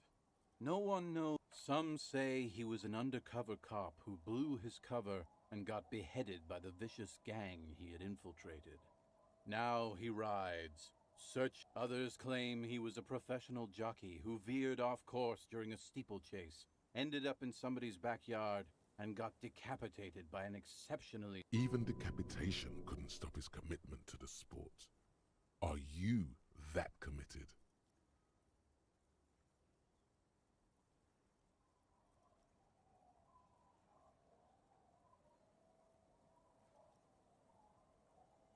Personally, I think he was just some guy who hanged himself from a really tall tree, and the fall was so violent that his head came clean off. Coincidentally, at that exact moment, a horse happened to pass under him, and his beheaded corpse mounted it, where it remains to this day. But then, no one really knows. For some reason, this does strike you as the most plausible theory of them all.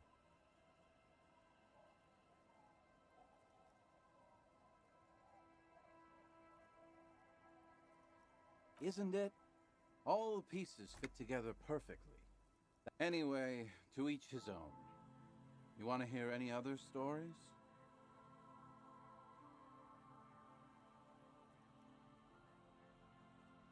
Hard to argue with that, I suppose. That's the reality situation for you. You think you got a handle on it, then blam! It throws some wild shit at you. That's why it's critical to stay well hydrated. No one knows. Some say he stalks Martinez to this day, and can be seen near the canal when the clock strikes midnight. He won't, though, because it's just a stupid legend. Aye, I saw him one night when I was right shit-faced. The tale, there are many... Are you Shut the fuck up.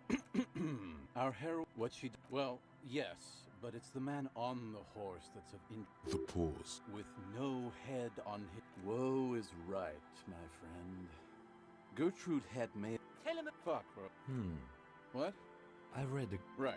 The women, when she... But their... Ula, her body... Naturally, Ula de Ponte became the prime... During the investigation... No, not a pretty... Man, anyway, that's the story. Yeah? Why don't you go eat shit, Tequila? There's no way you know a better one than that. Giants? That the best you got? Give me a break, Tequila. No one... He won't, though. Aye. I actually do have one. The strangest of them all. Do you have anything to fortify old Doom Spiral? Tell me you got some story juice.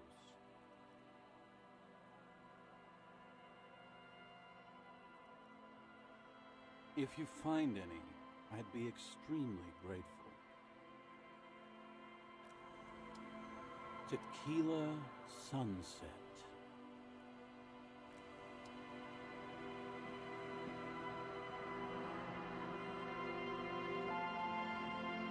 Tequila Sunset.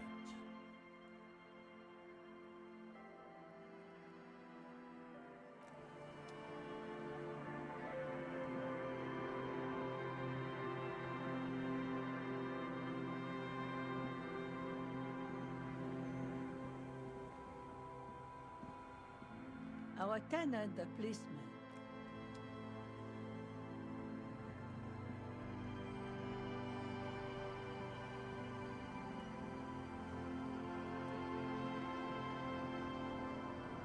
Waves are beginning to die down.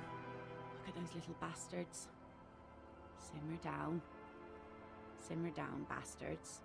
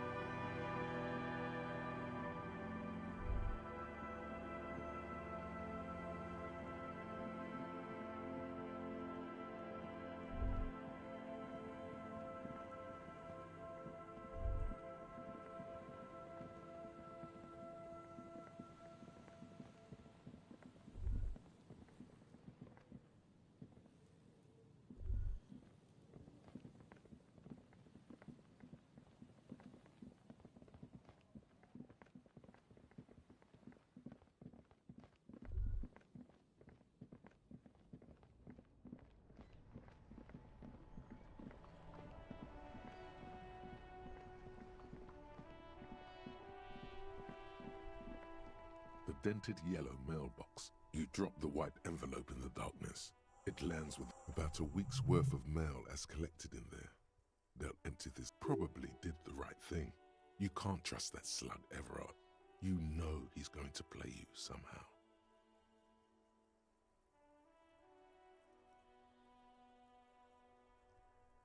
All right, let's go back to Everard. If we don't mention anything to him, he won't know before it's too late.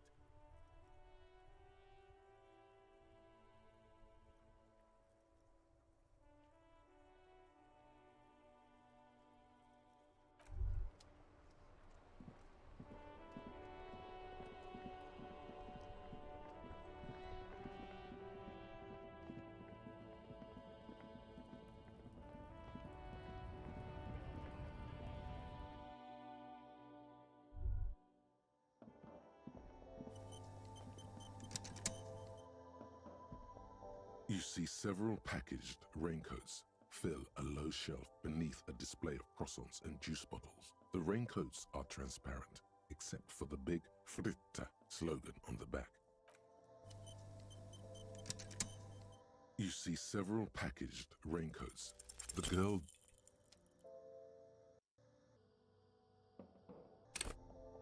You see several packaged raincoats. The girl...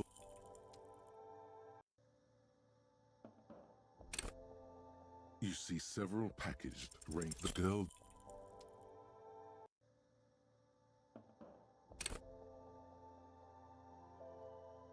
You see several packaged raincoats. The girl delves into the magazine, hair covering her face, vision down onto one knee, pretending to do up a shoelace. Take a loose package from the bottom, slip it in the old sleeve. The girl doesn't notice a thing.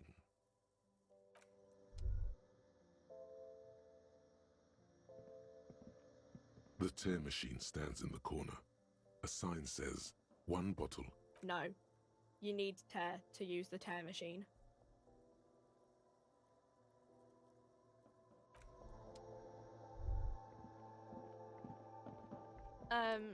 Is this about the questions again? Because I don't really know anything.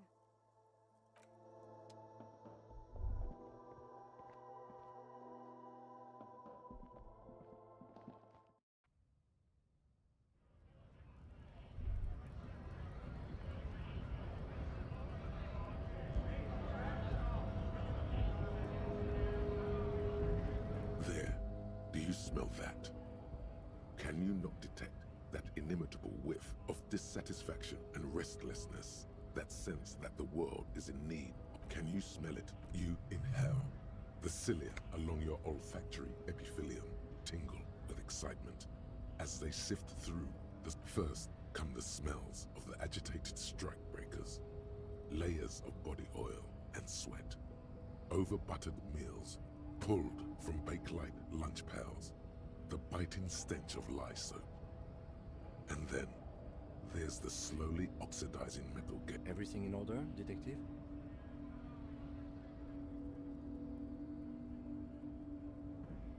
You're smelling. You know what?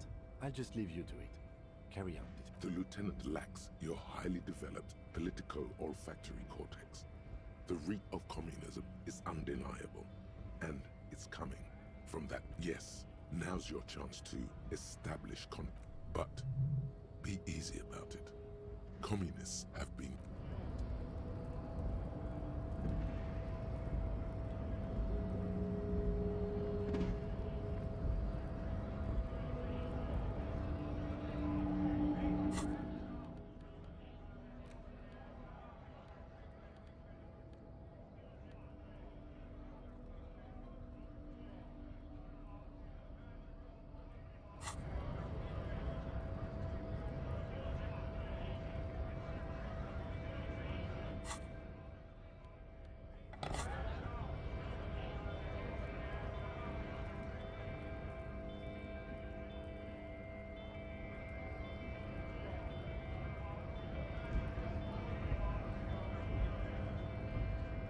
Right to work!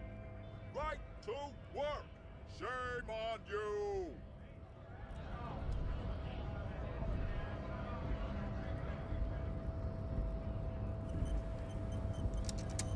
Hola, Wandering Man. How can I help you? What's that, boy? Now's your chance. Remember, communists are notoriously skittish, so it's best to... Could be coming from one of the jam lorries. Cargo's been sitting out for a while. Have you tried a butcher? Okay, maybe it's time to abandon the subtle approach. Ah, now I see. Can't say I'm surprised. You seem to take your communism seriously. Not a bad thing, mind you. It's good for a man to take time to think about the whole socio-political world picture. Oh, he certainly likes to take his time with things. So you've given up copying and now you're hunting comunistas. Care to say why?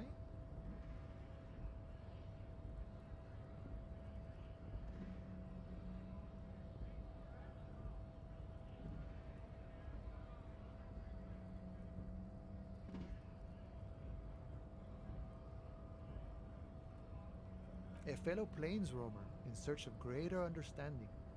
I wish I could help. Unfortunately, I don't know many comunistas. Maybe, maybe not. Either way, I'm not institutional. A man's got to blaze his own trail, in my book. Blazing his own trail, being his own man. Not exactly your typical... Okay, so maybe he's not exactly a communist, but the... But you know, I did meet a genuine ideologo a few months ago. Perhaps he's your guy. You know, a guy with a theory. Someone who likes to pit his theory against other theories in deadly theory combat. It was late one night as I was leaving the arbor. He was waiting on the corner in a bright white jacket. Classic Sarameritian style. He asked me for a light. We shared cigarettes. Then he asked me if I ever thought about getting into some of the extra physical branches of communism. No idea. I took it to mean he was asking me to join some sort of underground cell. A very old school organizing technique. The sort of thing comunistas used to do before the revolution. The same thing I always tell people who try to press some claim on me. I said, every boyadero rides alone. I couldn't tell you. Once I declined his offer, we finished our cigarettes and he disappeared back into the night. Just before he melted into the shadows, he turned to me and said, "Remember Dobrava and Abadanais." And then he was gone. I don't know. Guess not everyone remembers. Been wondering about that myself. Some comunista inside talk could be. Not meant for the wider public. They love that kind of thing. You'd have to ask someone who knows this ideologo personally. I have to say though, it sounds like you found yourselves a proper hunt. The man whispers a jaunty tune. A coastal breeze ruffles his hair.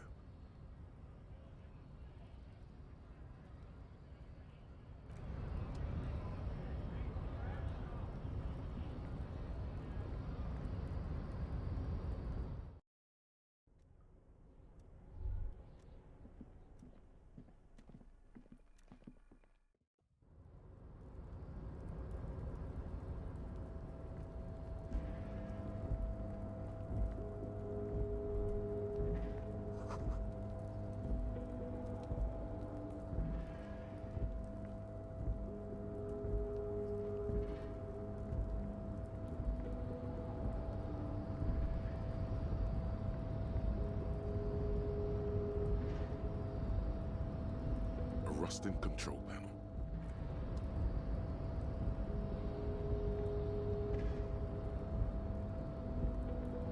You're back before the cargo container. Its drawer has not lessened since you were last here. If anything, it seems to have grown slightly. You're back before the cargo container. You're back before the cargo container. You're back before the cargo container. Despite the dirt that surrounds and trails you, a beacon of light emerges. The door stands Satisfied, detective? Try again. Just like that, you hear a click, then a rattle. Ahoy! Come on in! You can't be serious.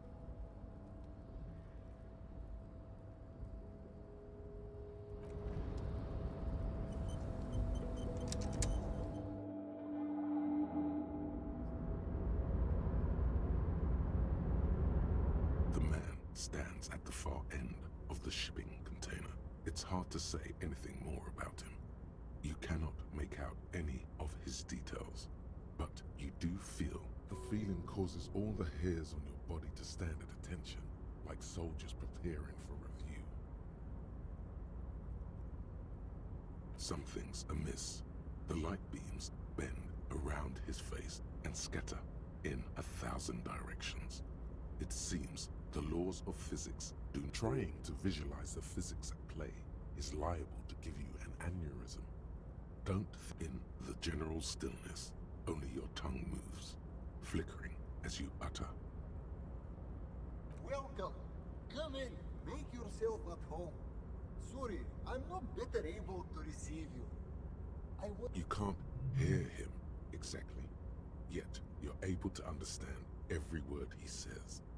It is very strange. Now, what can I do for you, gentlemen?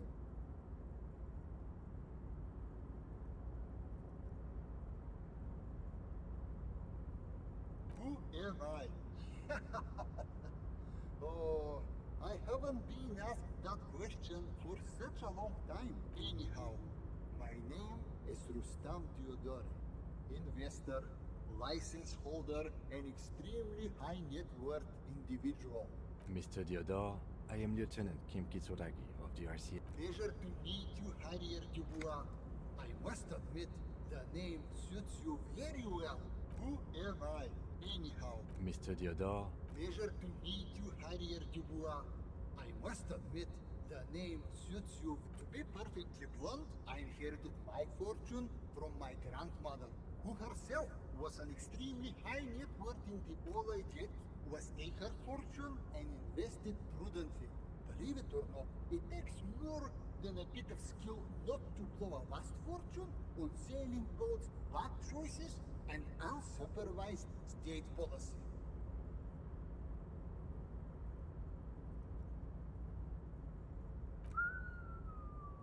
I gotta tell you, at first, being rich is a lot of work. You've got to work hard because everything's so darn expensive. You know, prices but then once you've reached my position, it's nearly impossible for me not to make money. My assets are so diversified that I'm bound to come out. Some of my lower net worth friends say to me, but doesn't that take all the fun out of it? And I tell them, not really. Precisely, Mr. Dubois. You know, I hear people talk sometimes about economic equality and fairness, but tell me, where would we be without liberalism? In caves, whacking each other with bombs. Exactly. A world of slavery and violence, which brings us back to where we are right now. The freedom of mankind can only be derived from the free flow of capital. It is truly, it's almost entirely carefree. Hey, all this talk about money has made you lose the thread. What is going on with the light in this place? That's what you need to ask What do you mean?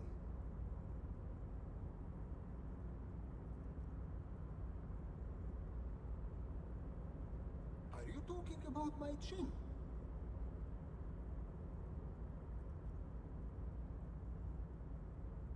Oh, that's what you mean.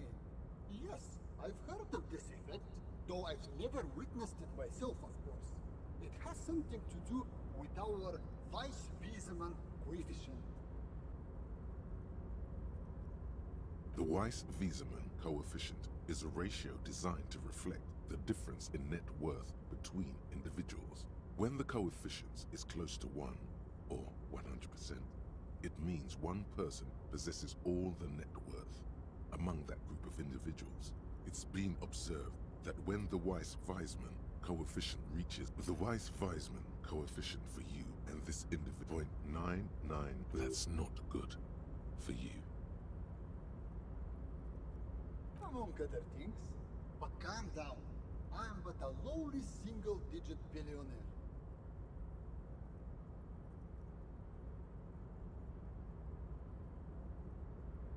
No, not really.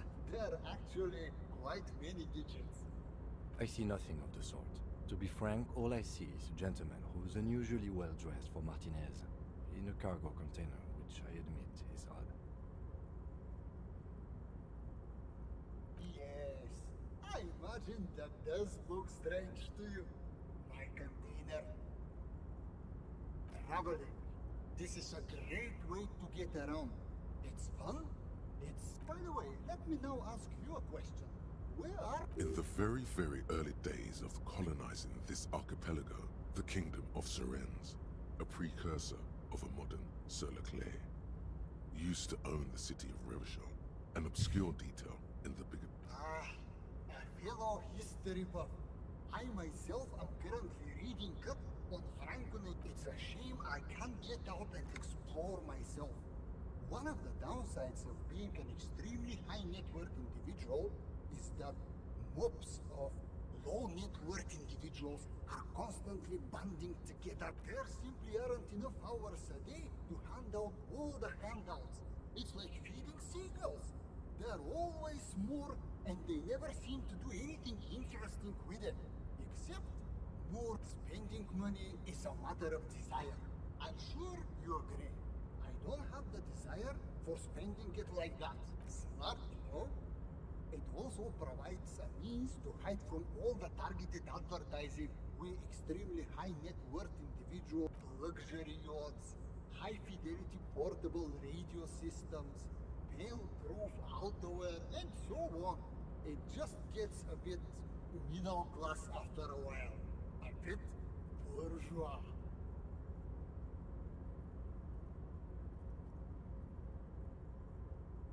What? No, I did not say that at all. Being rich is great. Just don't tell anyone I told you that. I don't see how it's appropriate for a representative of the law to ask a wealthy person for money. Come now. There is not even a cent of corruption here. And as you may know, us high net worth individuals do not have a lot of cash on hand. Investments and liquidity are enemies of one another. I think they only have coins for Paris 3 real. How much can you get for this?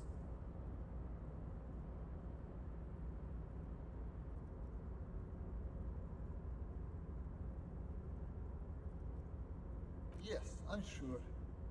You know, maybe you can make that money grow. Come up with an investment plan. How's that sound?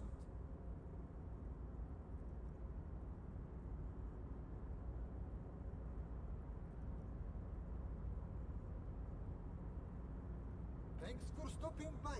If you ever have an idea you want to pitch me,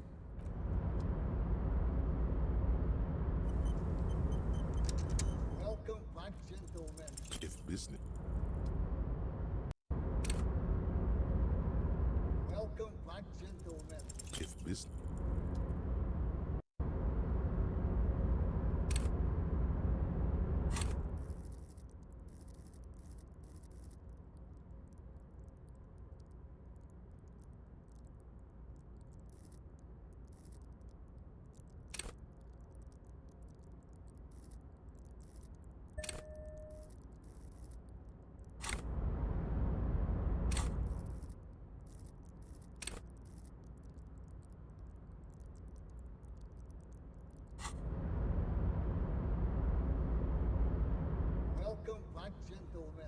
What can...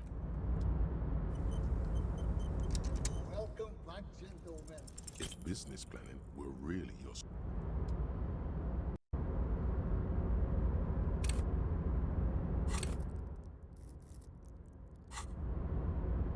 Welcome back, gentlemen. If business planning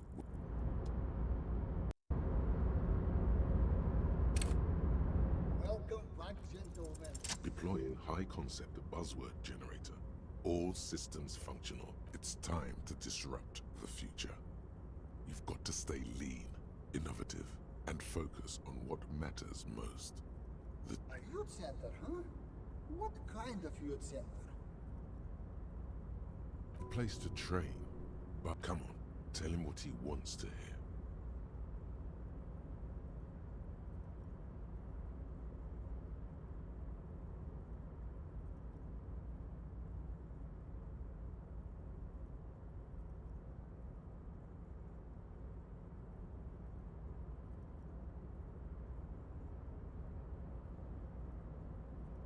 Brilliant. Without children, who'll be there to buy stuff in the future? When life closes a door, it opens a window, yes? What's the expected return on this?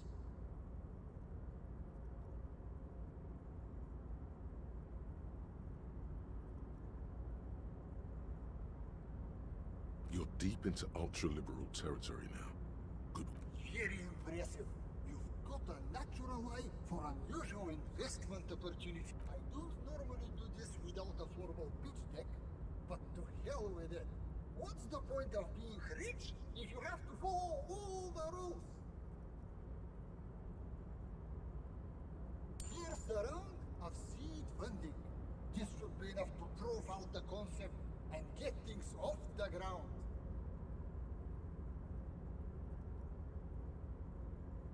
Remember, it's not a handout. It's an investment. The lieutenant stands there, dumbfounded. His mouth opens slightly, then closes again. Is he having a stroke?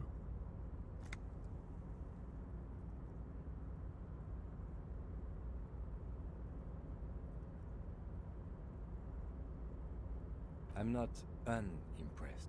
Now, was there anything else I could help you gentlemen with?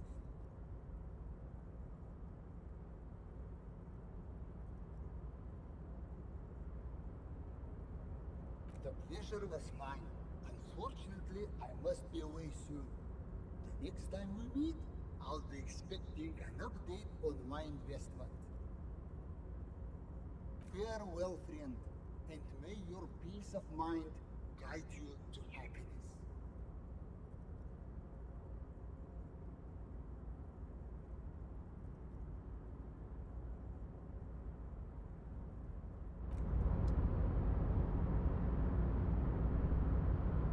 Welcome back, gentlemen. The pleasure. Farewell.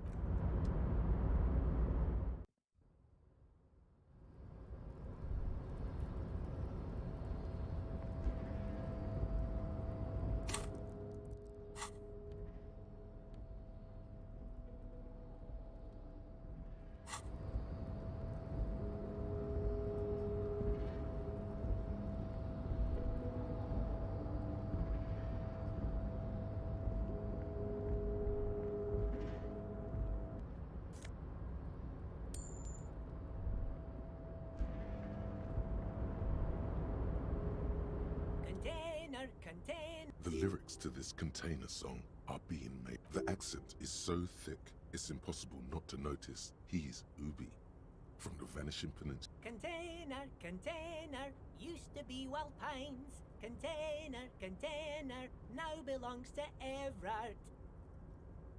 Everard, he looks after everyone. Huh? I see you are not a union man, mister. Did you get lost? You're not one of them scabs, are you?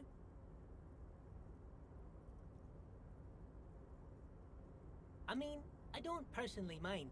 Folks is just folks, you know, and folks gotta eat. Just some of the other guys don't look too kindly on the scabbing kind, if you know what I mean, mister. Oh, yes. Born and raised in Irish, mister. Mum had to leave my dad after he got a bit violent. Took us here to the new world. I was about 10 then. Too old to lose my accent then. People say us Ubies are up to all sorts of trouble with sheep and other animals and whatnot. I just want you to know there was never any of that where I come from. No, sir. Those are just... Thank you for clarifying that, sir. Oh, I'm just making some covers for them containers here. Yes, I am. Yes, I am. So it's easier for the crane operators to spot them.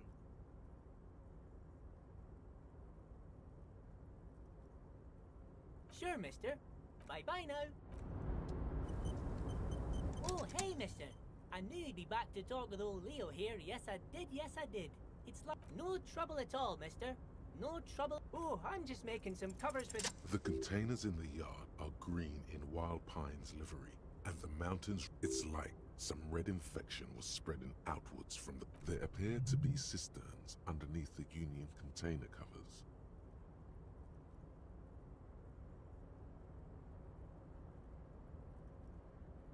No, not really. Mr. Everett doesn't tell me all the big things. Says I go and tell them to everyone.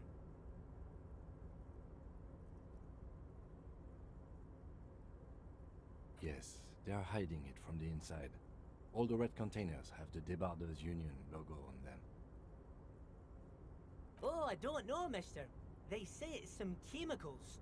Most of them have labels on them, I think.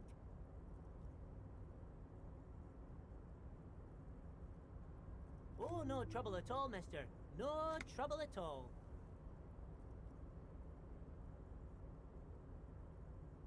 Oh, most of the guys are down at the gates, keeping the scabs from coming in. We're on a strike.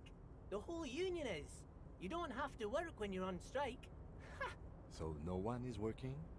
Not everyone is down there, of course. Mr. Everard is in his office, where he always is. But Titus and his boys got into some drunken trouble and Everard sent them on a nice vacation. For a week or so.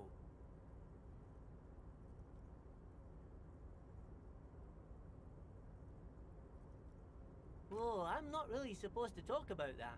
That's union business. Him and his boys stirred up something in town. Probably drank too much and got into a fight or something.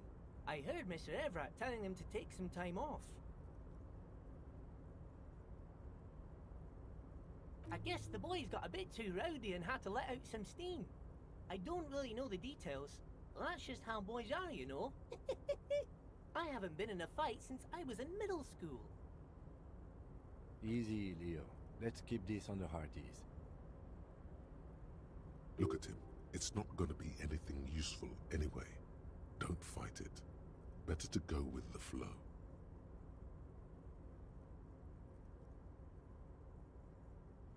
Too late. Leo's mouth is still moving, and the words are spewing forth. Words, words, and look.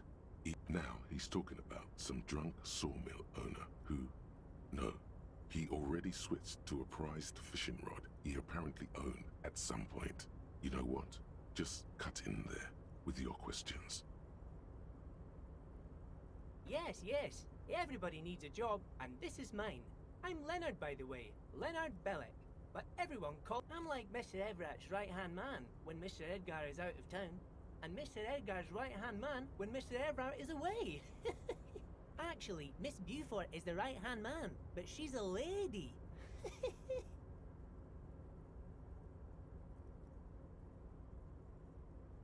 Who is this, Miss Beaufort? A real pretty lady with a skin like those Douai Sucre candy bars my missus likes so much. Them are real nice to suckle on once the dinner is done and me and the missus sit down besides the radio. But I can't listen to the radio all the time. There's so much to do around here and I'm always busy keeping things running here. Yes I am, yes I am. Oh, Lizzie, she is a real sharp tool.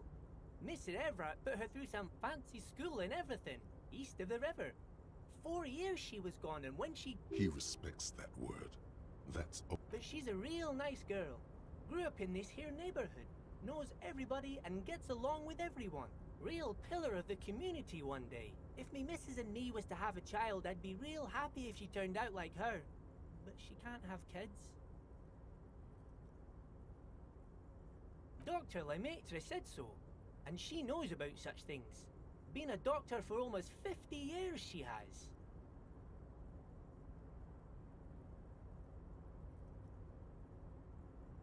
Law school? Could she be talking about the Union Fixer, aka the gardener? Looks like it. I'm not sure what a fixer is, but she is a real nice girl. Smart as a whip, too. Telling the gardener you know her name might throw her off. Perhaps something to consider later.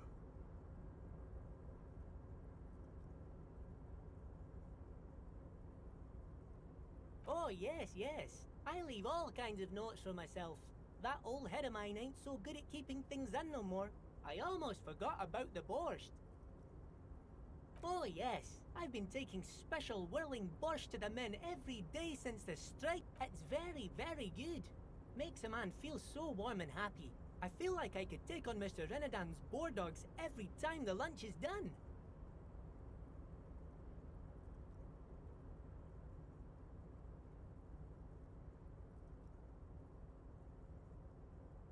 Yes, yes. I'm taking it to them. The borscht keeps them happy and in fighting spirits. Makes you all warm inside. They brew it in the whirling in rags. Oh, the whirling's cook. He makes it. Them is always talking with Mr. Manana in that weird language and laughing together. He doesn't speak what we speak. He's from Grad.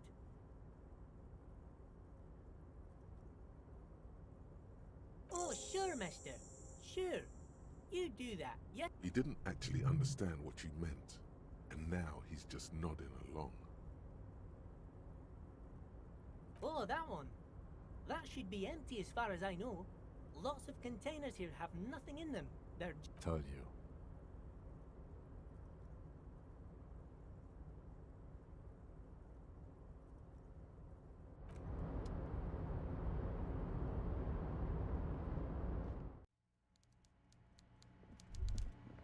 Yes, of course. Now where it smells like we're getting crates and pallets calling to mind. Vast stands of winter pines.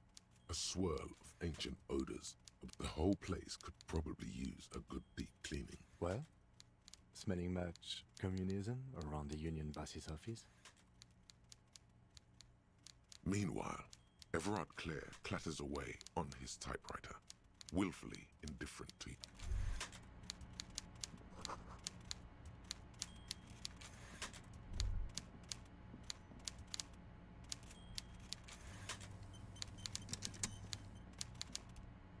Mr. Dubois, I hear the meeting with Titus was a glowing success. That's such a relief. Titus can be a handful sometimes. Now, what can Everard Clare do for you today? Mr. Dubois, really? Do I look like a man who has time for That's a non sequitur, if you've ever... Sure thing, Harry. We're all business now. The answer is still no. I'm a busy man, as you can see. That note of contempt. You've already spoken with Manana, as I understand. I'm afraid I don't... That's all you're going to get out of him, it appears. Now, was there anything else you wish to discuss today? Ah, yes. Your side investigation. Thank you. You've got some spirit clearing up phony drug accusations alongside this murder. I'll talk to the mayor and see if I can get you the key to this... Actually, Rivishall doesn't have... He refuses to discuss it further. It's probably just a small nuisance to him.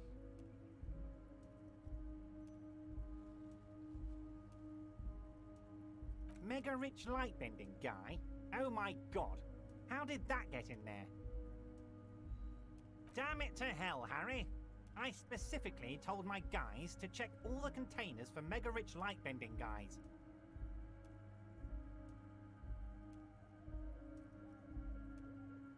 Honestly, Harry, we might be moving all kinds of suspicious things through this harbour, but I won't be caught transporting the light-bending mega rich. I have a reputation to protect.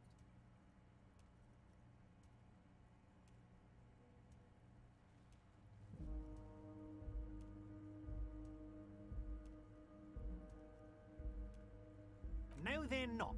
They're vermin, and one just found a way inside my container. Soon, he'll bring the others. All three of them. Thank you for telling me. I'll see to this immediately.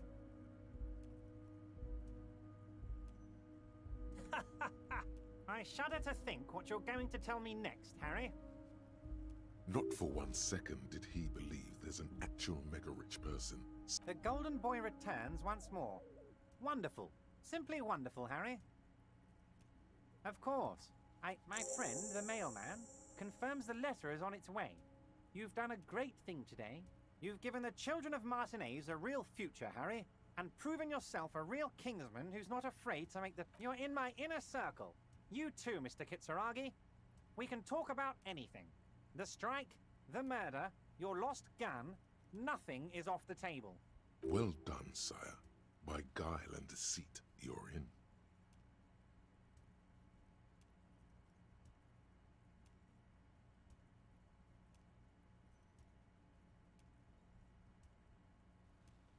I did not, Harry. Although I am very, very glad he's dead. Why, a war, of course. And what do you have to... Victory, Mr. Kitsuragi. I have victory to gain. We are going to start a war with the Wild Pines group and win before they even realize there is a war. I have. It's a great story, Harry. Did you also know how the bee colony kills the giant hornet? They swarm and blanket it entirely until it suffers a massive heat stroke and dies. Harry, we outnumber them 1,500 to 1, and that's just Martinez. With all the unions in Revachol, and with public opinion on our side, we can hold off 2 men, or 15 men, or even 50 men. The more they send, the worse it's going to look for them. They made a huge mistake hiring those guys. No one likes foreign mercenaries. The leftists hate them, the fascists hate them, even the moralists think they're in bad taste.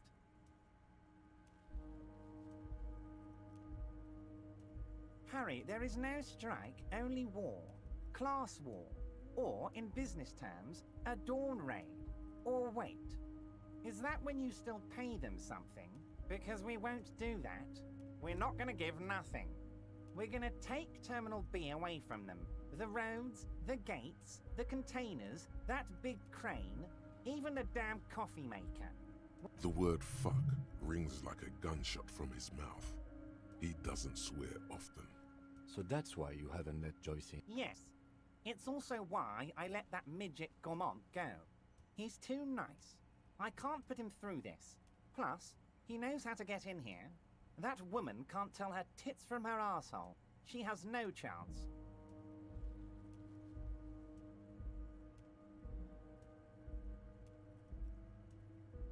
Tits from her arsehole. It's a local saying. Actually, no, it's not.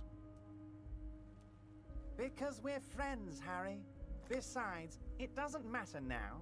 You can go tell her if you want. It won't change the course of events. We have a significant head. It's already happening.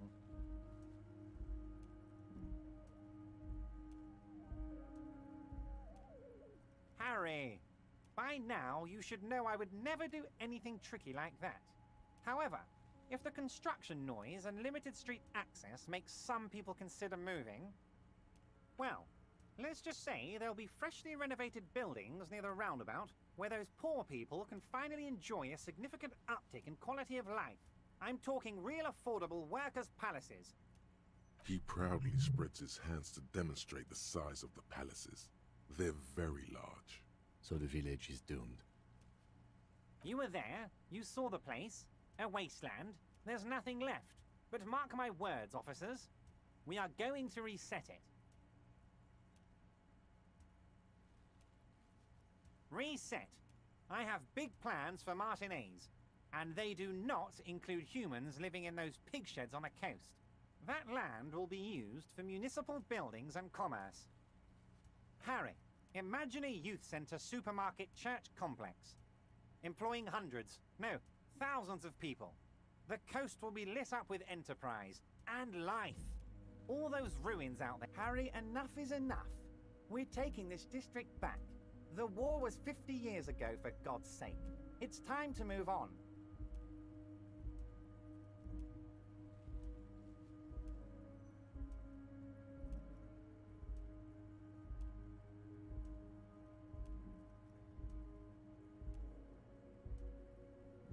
Yes, I do. I got the centre, I got room for a retail complex, and in 4 years, I'll get the church too. The wheels are already turning, Harry. The wheels of progress.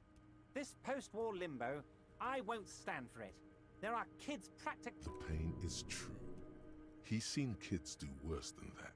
And then there will be a giant statue of him, towering above it all.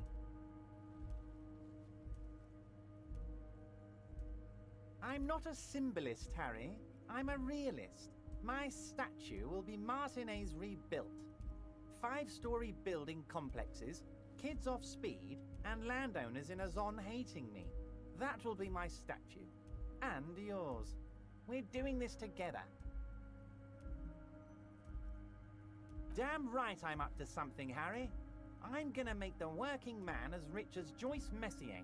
That's my job. Just like yours is to keep the peace. 2,372. Plus yours truly, of course. 2,373 is a sizable contingent for a labor organization in... Oh, you mean what sort of goods are going to be flowing through? How am I going to replace all the contacts we'll lose once the poo-poo hits the fan? The clients will ditch us. Harry, we thought... Clients would take a well-known multinational conglomerate over a local mobster any day.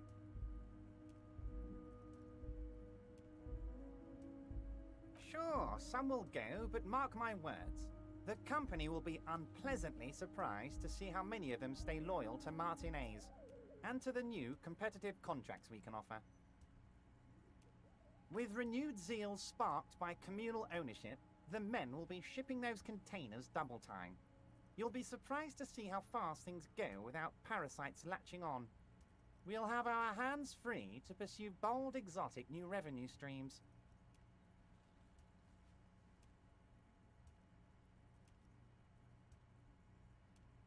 That's drugs. Drug trafficking. Drug trafficking? Don't be stupid, Mr. Kitsuragi. There are perfectly legal, 100% ethical chemical factories on the Samaran Isola. You don't need to be colonialist about it. All they do is produce components to keep the pharmaceutical industry running. That's people's health we're talking about. Old grannies, little babes, people with disabilities. The company thinks transporting these chemicals in bulk looks bad, has bad optics, may be illegal in some countries. The Debarders Union, however, we're all about the large volume column.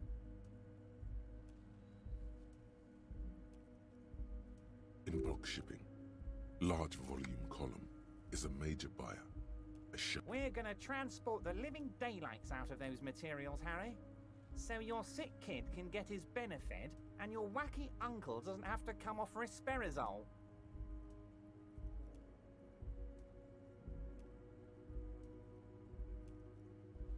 Benefit is a children's cold medicine, usually apricot flavored, and risperidone is used to treat severe psychosis. And the kids on the street can get speed and pyrrolidone.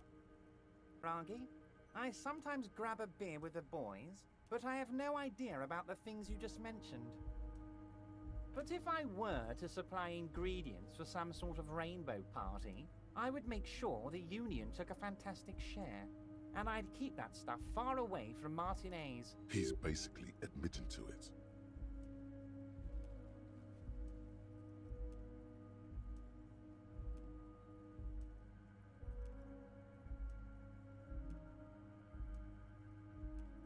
You know why you're such a good detective, Harry? You don't get sidetracked. You care about the people you're supposed to protect, not some systems that may or may not be unethical. Anyway, let's not focus on the sensationalism of the drug trade. This hypothetical drug trade is all anyone ever seems to be interested in. It would only be a small part of the harbour's turnover, just like the harbour is, but a small part of Martinez.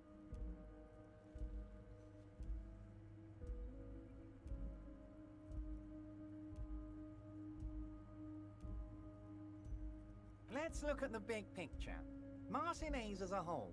There are little girls out there with dreams of making music. Young mothers who want to start businesses.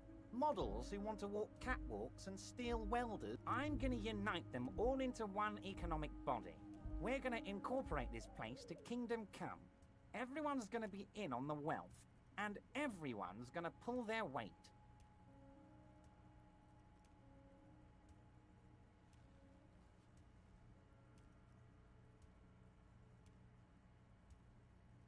Thank you, Harry, thank you. You have no idea how much it means to me, because in many ways, you are that working man. You have already done so much work. Vibrant, more alive in his big time mode.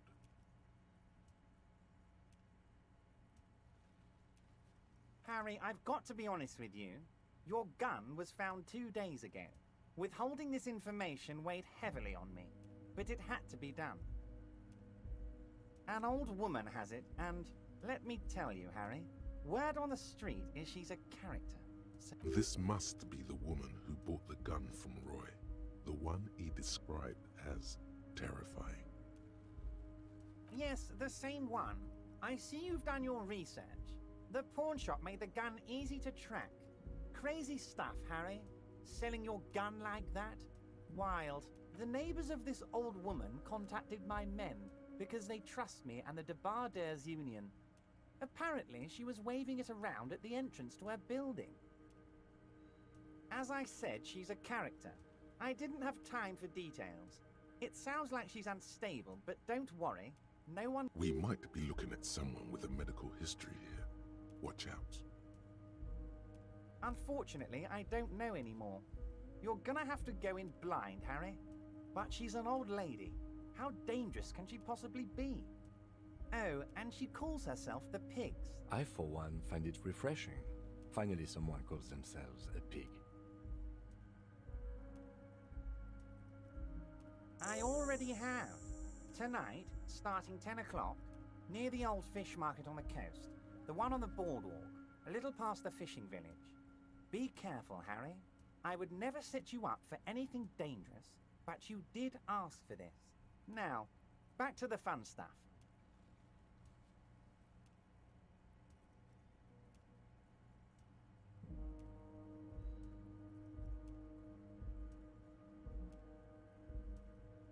She will be there from 2200 hours till 0200 hours. More fun stuff. Seems like we already have fun stuff to do.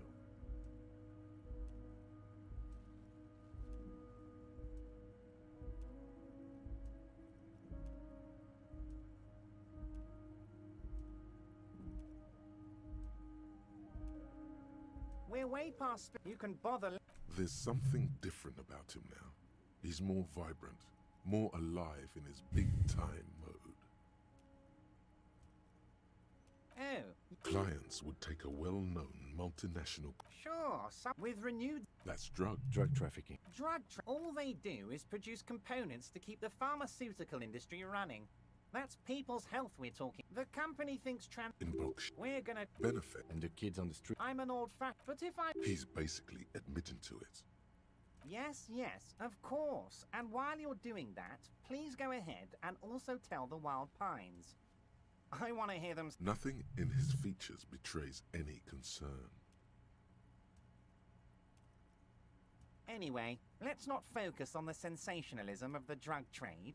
This hypothetical drug trade is all anyone ever seems to be interested in. It would only be a small part of the harbour's turnover, just like the harbour is, but a small part of Martinez.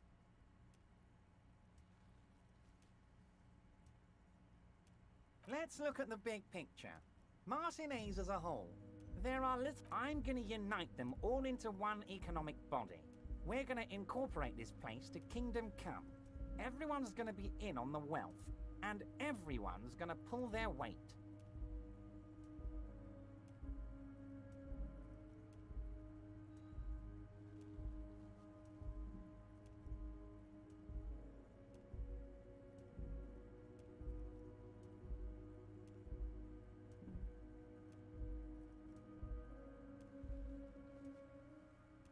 Thank you, Harry. Thank you.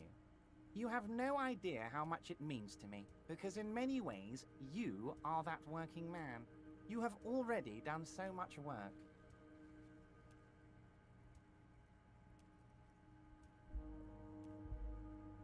Great, Harry, great.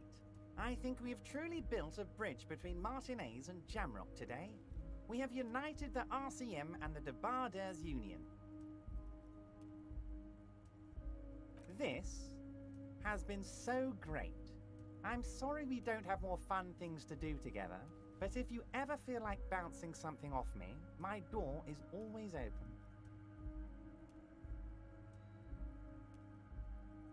Fanny. That doesn't ring any bells, Harry. Funny. She was trying to set up a narcotics operation in the old church on the coast. Oh, that a cell. Yes, I do seem to remember sending a pretty young thing down there to liven up the place. Get some hypnotic music in there. Amphetamine lab? That sounds very immoral and debauched. Frankly, a health risk. But what do I know about kids these days? The music they listen to, the drugs they do while they listen to that music? It sounds to me like you are trying to start an amphetamine lab in the district. And you're using some delinquents you found, God knows where, to set it up and run it for you. Found God knows where? That Acel is the daughter of Miko the Kebab, a man who once killed a guy with a kebab. I think a daughter of a man who killed a man with a kebab can handle running a little nightclub, don't you? Maybe it was Bogovir. Or Jakub. I think it might have been Conrad.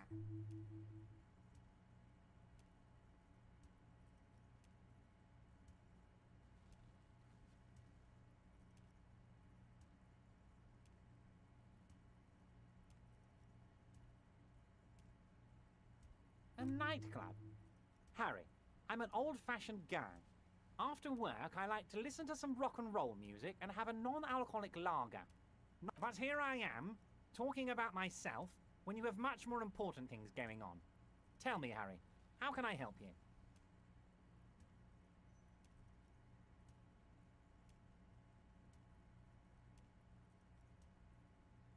I'm always happy to educate and entertain you, my friend. So, very nice, Harry. Is there... I don't know what that means, Harry. Shady brew? There are so many moving parts in my... You know what? Don't even tell me. Whatever it is, do it. Surprise me. Just one thing. If you can, make it even shadier. He sincerely has no idea what you were talking about. And he doesn't care either.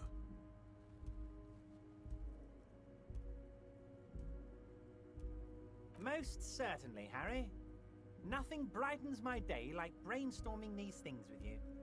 But of course, it's the least I can do for... You can now go and tell Titus about this. See what he... Also, Harry, here's 5 real. The lieutenant watches you pocket the banknote. Good boy. A real team player. Now, do you have any more questions? By all means, Harry. What's on your mind?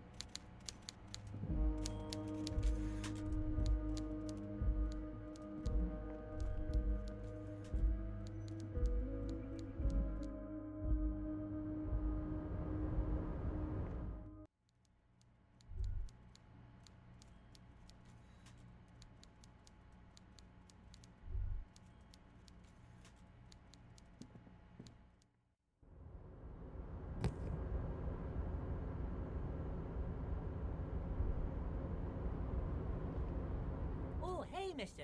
I knew you'd be back to talk with old Leo here. Sure, mister. Absolutely. I'm always willing to help out nice fellows such as yourself. Mr. Evrat doesn't really want me to... Mr. Edgar is Mr. Evrat's brother. He looks a bit younger, he does. But a very smart fellow. Very smart fellow indeed. He's away on some union business. Not even in Revershaw, they say. Huh? Sure, mister. What? He's a union man through and through. Good guy. He's very calm, laid back, doesn't do much, talks to Evrat sometimes. Honestly, I don't know what he does for us, but it must be important because everybody likes him. Yes, they do. I think that's really something. He doesn't talk much to me usually, but when he does, I don't really understand most of what he's saying. Actually, I don't think he would like me running my mouth about him like that. Once he said he's a dragon to this mob fellow who came picking a fight with some union men. I think he really believes Jean-Luc was a dragon because he ran right off. Another time he almost killed another guy, but I shouldn't talk about that.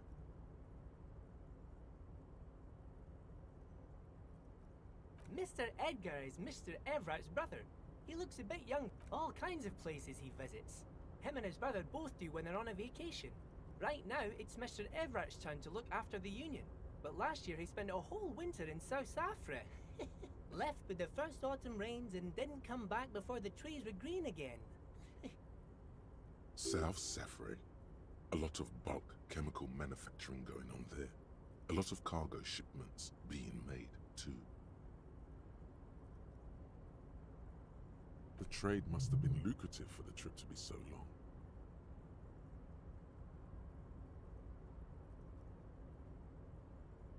Who do you mean, mister?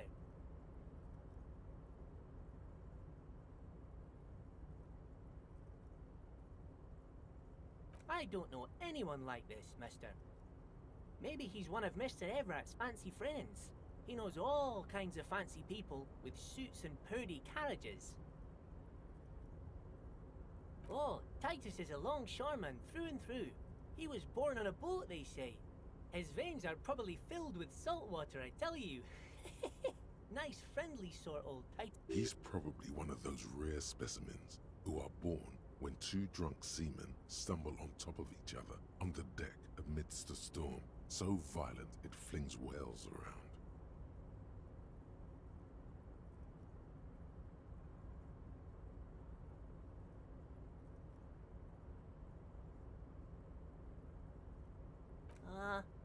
I'd best not.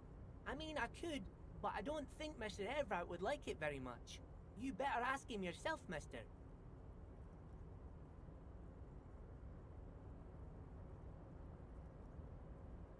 The Night Guard.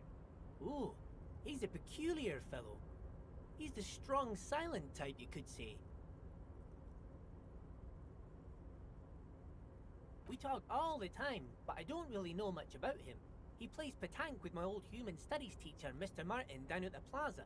I think he's the only fellow who actually knows old Renee. They lived on the same street their entire lives. Even dated the same girl on and off for as long as I can remember. Strange fellows. Mr. Martin was always real nice to me in school. I remember once. Mr. Martin, yes. Don't really remember much about him. I was just a boy back then. The Night Guard. We talk all... They lived on the same street their entire lives. Even dated the same girl on and off for as long as I can remember. Sure. Who did you have in mind?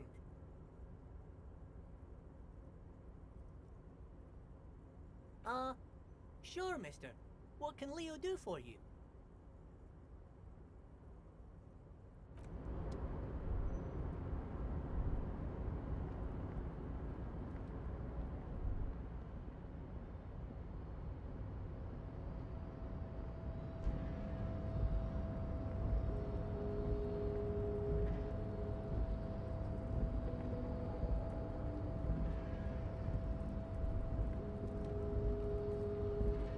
The door seems to be locked.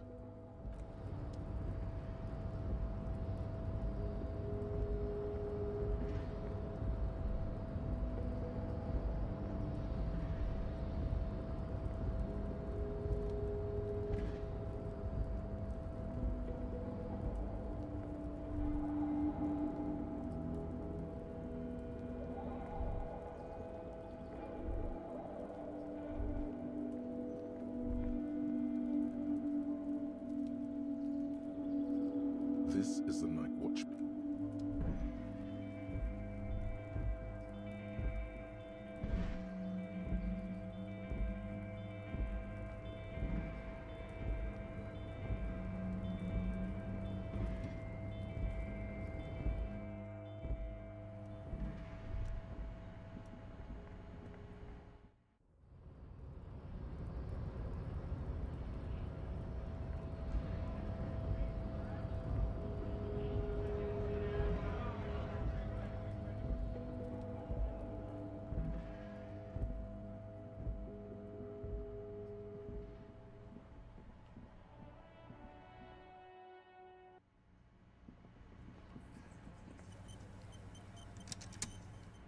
I've got nothing to say to you.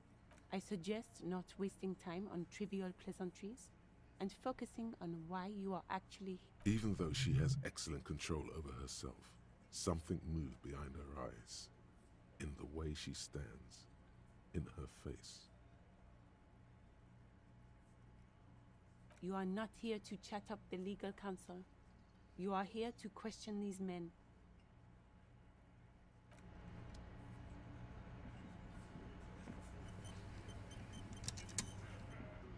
It's you again. What is it?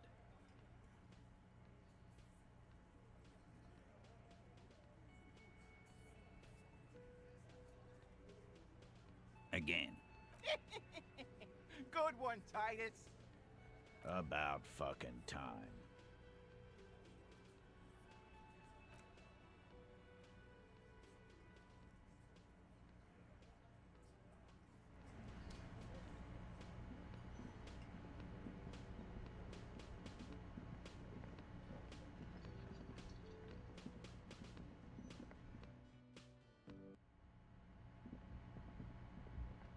The door is closed. Still nothing. The lieutenant gives you. This door can. Still nothing. The lieutenant gives you.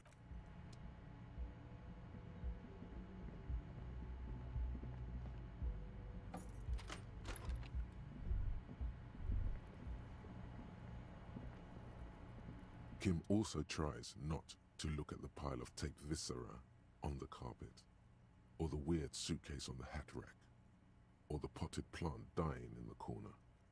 But it's all just too morbid to ignore.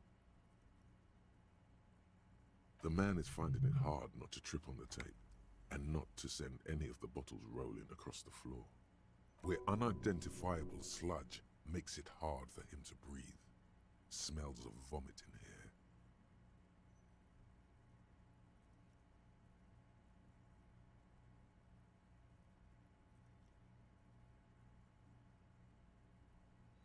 No problem, officer.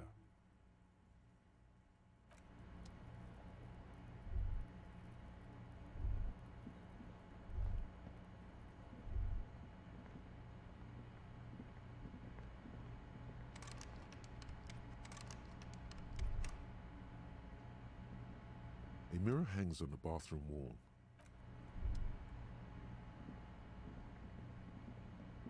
The bed is still cold from the broken window, and not.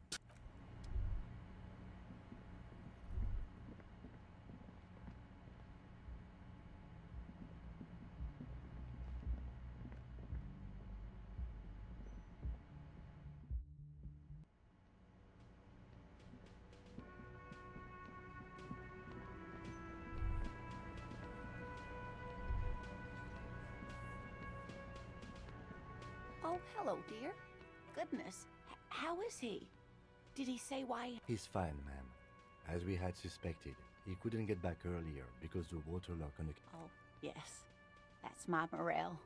He's bound to catch a cold staying out there for so long. But I am so relieved to hear that he's okay. You haven't, however. There are dangers out there. Our aging bodies fail. Her heart won't rest until Morel is safely back with her. Oh, you don't want to hear about some old woman's ramblings. Reflexively, the lieutenant. Well, it was summer. I was building a racing track out of sand on the beach near a tall stand of reeds. quite a tall one.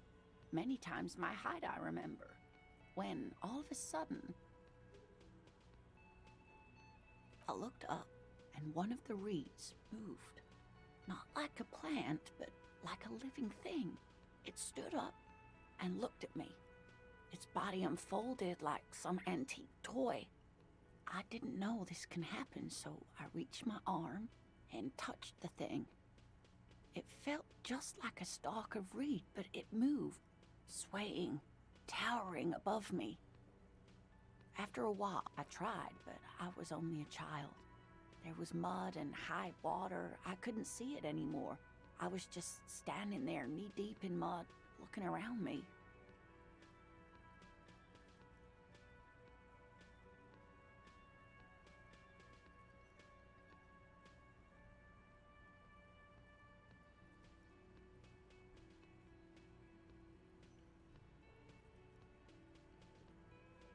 I ran back home to my grandmother and asked her if reeds could walk, and told her they were looking at me. Of course, she just laughed at me, but I knew for years it was a story I told at parties when I wanted to impress boys, that sort of thing. Of course, most people just took it as a strange, amusing anecdote. So did I, honestly. But then I met Morel. We were on our first date when I told him my story. You should have seen his face. He said my descriptions matched the phasmid down to a T. Its white marble limbs, the way it moved.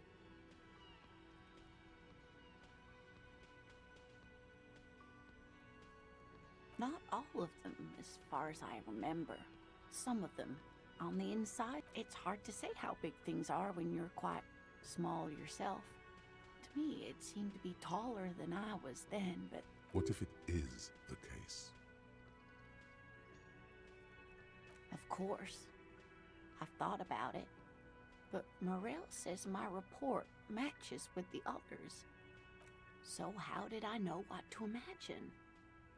It was only when I started telling my story as a teenager that boys would tell me, "You trying to tell us you saw the Insulindian phasmid out there in those reeds? Get out of here." They just give me a cider and ruffle my hair and tell me to stop dreaming. But I saw it. Our first, yes. I thought it was a wonderful story, ma'am. You're welcome, sweetie. I do appreciate the chance to relive it whenever I get one. It was just...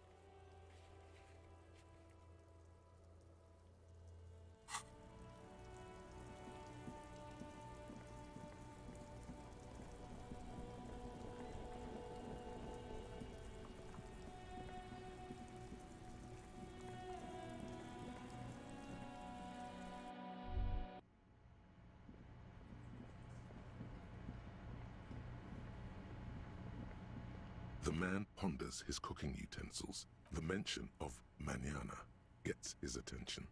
He smiles and delivers a whole slew of unfamiliar. The man says a couple of sentences in that strange language of. I'm pretty sure he asked you a question.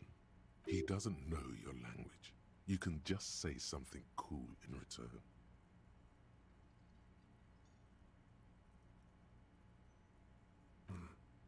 Horse need more vodka?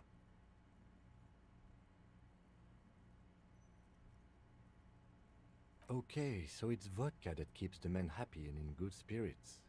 Clever move by the... Of course, vodka. Now that makes a very, very special borscht indeed. Turning it up seems like a dangerous idea, honestly. The place is a powder keg.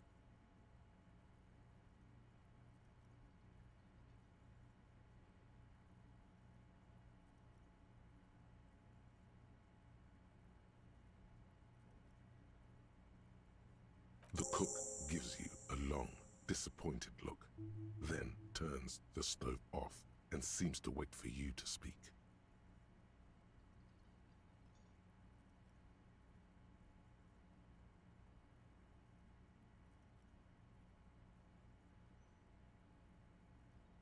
He smiles and bangs his ladle against each of his pots in turn. It's almost like music, especially with the sound.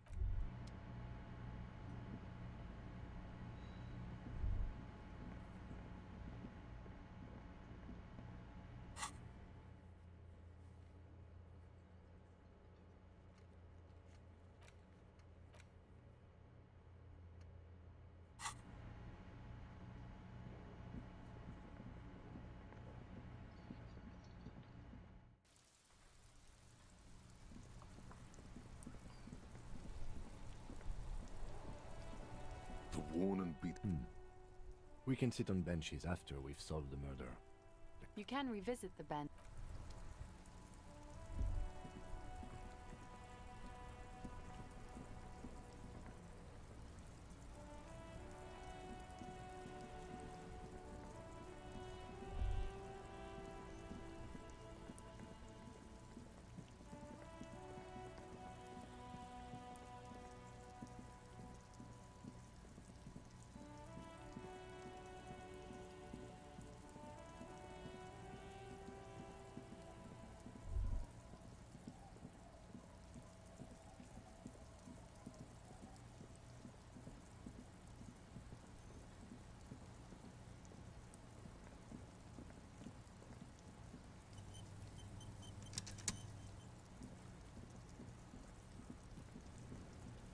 The waves are beginning to die down.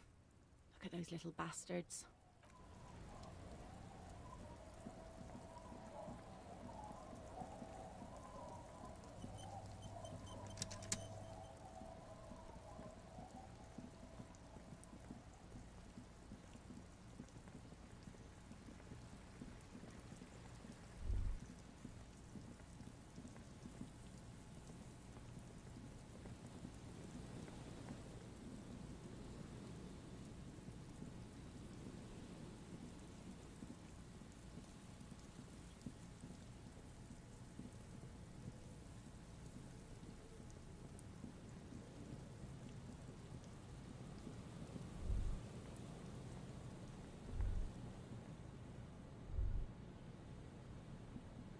There's some tea.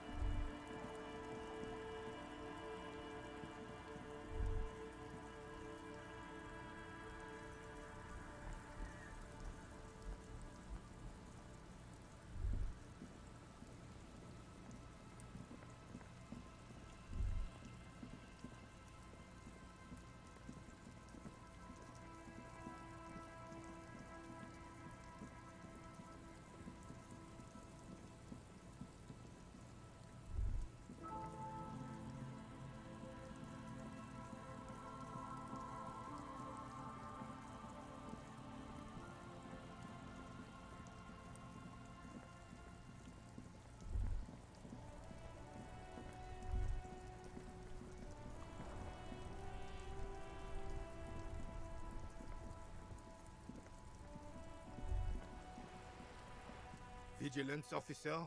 What can this all care? It's a Bell McGrave. 4.46 caliber. Breech loading. Revachol made. His moves are quick and precise as he first checks the weapon, then aims it at the sea. This one's inoperable.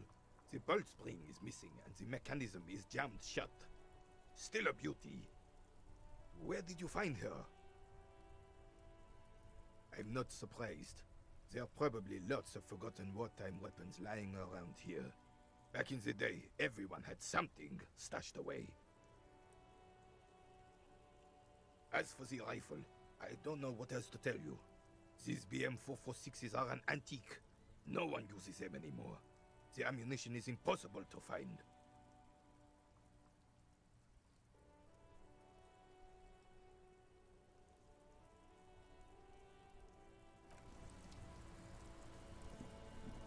I have really... Yes, that's what you need, Gaston. More padding on that fat arse of yours. I hope your heart gives out. René, it's a little pleasures. Hello, officer. How might I be of assistance on this fine day?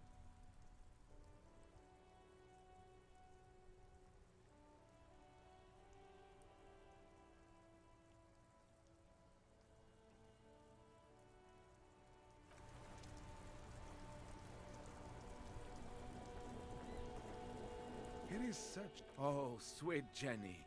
She was the finest woman in all of... Do not defile her memory, Gaston. Let her rest in peace. We knew her, all right. Lived on the same street our entire lives, just 2 houses apart. The 3 of us, she was René's first girl, back when the prick was 16. They were courting till he decided he'd rather die for some great ideal than just be happy. And then you stole her from me.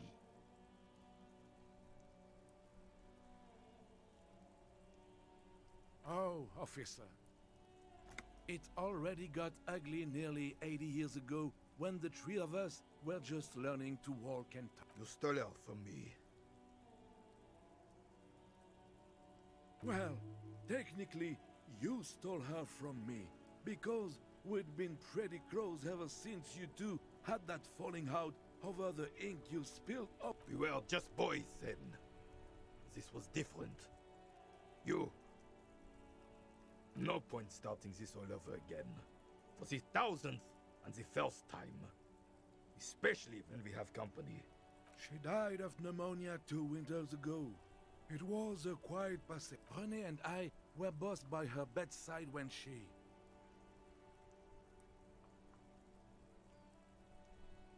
died. No use sugarcoating it. Won't bring her back, will it now? Departed.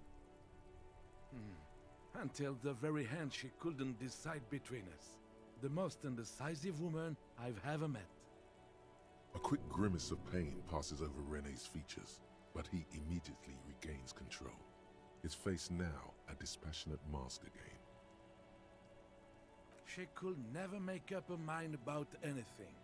What to have for breakfast, favorite color, or which one of us. She was always leaving one of us for the other, but never long enough to actually get married.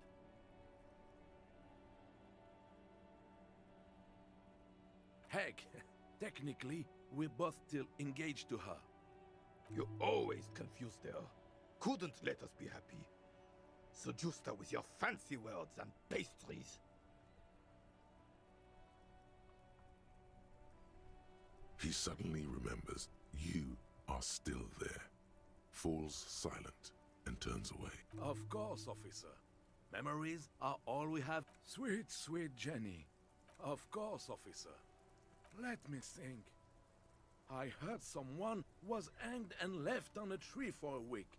But that's all I know, really. No, officers, I'm sorry. And I really would... Then help them, you wimp. You have plenty of shoulder with the gauche caviar in the Union. Someone must know something. He means caviar socialists. I wish I could, but I just don't know anything. I always keep my nose clean and don't gossip. Odd. He doesn't seem to be lying, but there's something off here. I'm not even any... Of course he's holding back. His mouth is so full of union prick he can't even speak properly.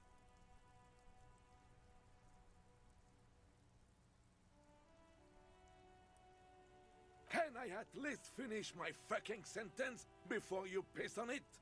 Is that okay, René? I'm not anyone important in the Union. I just know Evrard. Everyone in Martinez knows the Clare brothers. I taught these boys human studies and history in the gymnasium.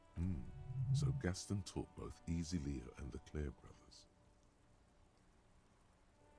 What do you know about history? You never witnessed history. Only heard about it years later, when it had already... The old soldier mumbles something under his breath. There he stands, proud, rigid and alone, like a kraken. Let's try not to get caught in a crossfire. Oh, in many ways, yes. Like an honorary member. I attend meetings and parties, help with little things. Evrard, Edgar, and the older debarders all know me. Oh, yes. Not in the technical sense. I don't have a vote or a membership card, but Evrard keeps me on the payroll. So that's what it was before. Him hiding something. He tries to make it look like he's a big deal in the Union. And now he doesn't know anything. Because no one... Of course he's not a member. He's not a member of anything. I knew that. He's a Weservein. Turns to where the wind blows and tries to look important. I hate the socialist rabble. But even siding with them is better than living your entire life on the fence. Never committing to anything.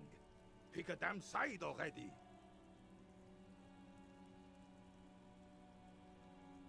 Writing work mostly. Occasionally, he needs something written and I happen to have a way... Oh, nothing official, I assure you. Just essays for the newspapers. About Martinez and how things are and how they could be. Evrard and I... Well, he tells his little pen man exactly what to say. It's commie propaganda, plain and simple. You should be ashamed of yourself.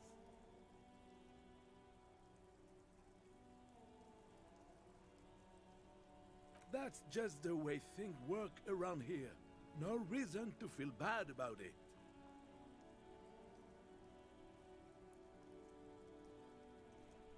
Writing work... Oh. Well, he tells his little pen man exactly what to say. It's commie propaganda, plain and simple. That's just the way things work around here. No reason to feel bad about it. I don't even consider myself a regular socialist. Politics is not really something Officer, I have a vivid imagination. And like I said, I have a way with words. He just fluffs it up. Of course. Don't sink into anything. Don't sink into any fight. Only sink into your couch.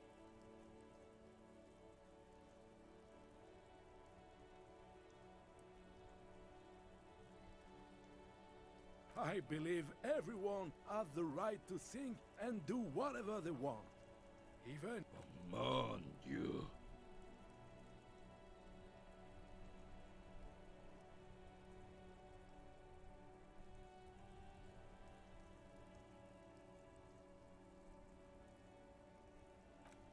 No, thank you. Sure, officer. No, thank you. Oh, the goal is to throw you bull. As close to the cochonnet as you can. That's the cochonnet. Well, first, you draw a circle about a half a meter in diameter. We made ours out of rope. Then, the players aim to throw their bulls as close to the cochonnet as possible. They must stay in the circle and keep both feet planted. I could, but I'd rather not. I don't want to take up your time with trivial detail. You'll put that knowledge to good use in 50 years. I'm sure of that. I don't like where this is going, officer. Don't you think we should do something else now?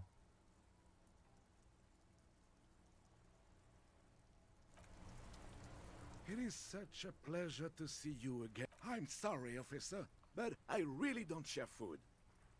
Nothing personal, it's just a principle. The only one you have. The sandwich looks like a culinary wonder. Well made and abundant in components. The author sure knew their craft. In addition to the obvious slice of ham, a fat one, you notice a brim of a tomato peeking from below. And is that mayonnaise? Believe me, officer, I wish I could help you, but I need this sandwich to keep my blood sugar stable. In my age, you need to pay attention to these things. Fuck off! It's mine! A glimmer of respect flashes in Rene's. Sorry, officer. I'm sorry. I didn't mean it in a bad way. But the sandwich is mine. I'm not gonna share. And it's gone. When the dissidents come to rape our country, he hides. But try to get a bite of his dear sandwich and he gets claws? We are a special kind of vermin, Gaston.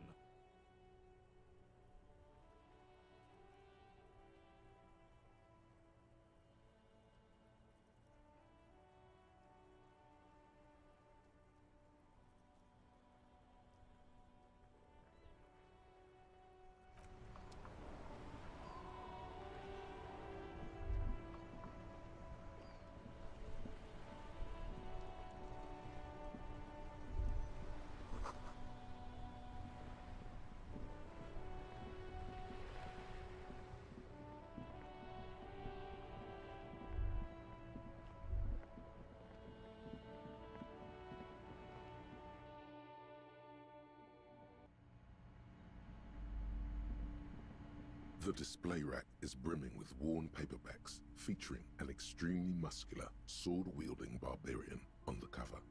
Nearly all the titles contain the word. A twinge at the back of your head makes you flinch. Your eye starts twitching.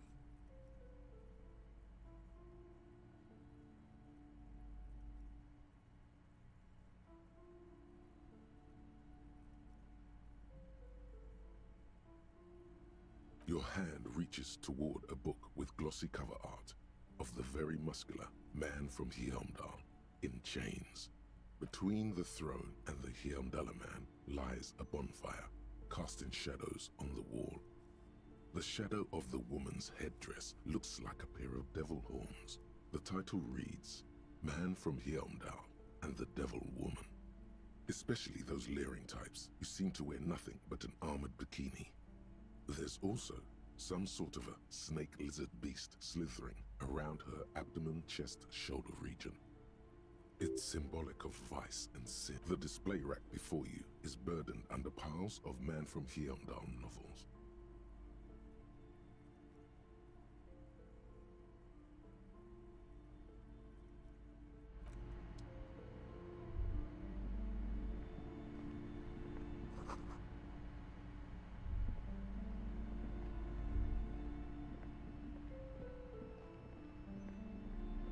Shelves filled to the brim with crime novels featuring the supposedly stalwart Vespertine detective. Dick. Crime fiction is a disgrace. An asinine These books greatly overstate the excitement of police work, glossing over how long it takes to actually follow up on leads and eliminate dead ends. What's more, they completely ignore the psychological hardships of year after year coming into contact with people during. Not a single mention of all the stress this work creates upon the officer's family. Detective fiction just doesn't tell the truth at all. Now, would you like... You see, Dick Mullen on the job. Get me Mullen. The stalwart adventures of Richard P. Mullen. Dick Mullen and the murder in the... A killing is declared. Dick Mullen in the murder house. The final case of Dick Mullen. an obvious lie. Yes, there's tragedy calls. After all this, you still haven't found the answer to the one question that matters. Who, your quick eye notices a worn paperback from Dick Mullins. Could it be the motifs of unstable identities and shocking betrayals? Then this is the book for you. Of course. Such violence and immorality.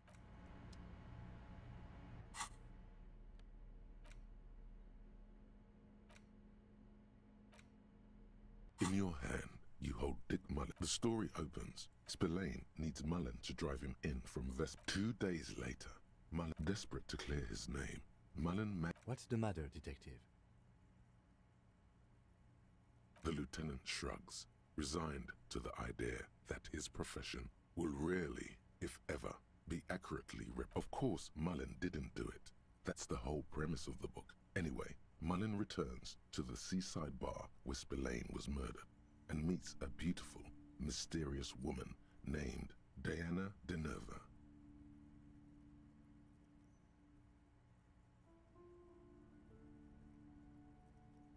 And not just any dame.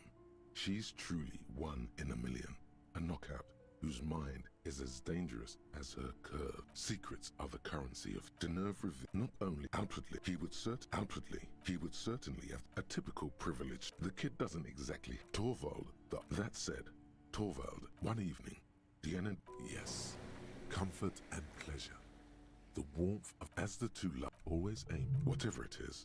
Mullen never hears. Who can you trust? The lieutenant. When Mullen comes to Mullen trash, the heat is on. Can you solve the case before the cops close? What is it, detective? It's a dangerous line of work. There was never a time for a moment. From nowhere, you won't find the answers you're looking for. Is it really so? Like what? Do you even have those? Just make. But then, what does this book know?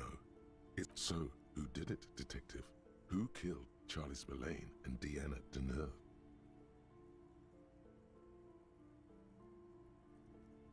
Could be. Who knows? You begin furious. You try to grab. Dozens of pages scatter across the floor.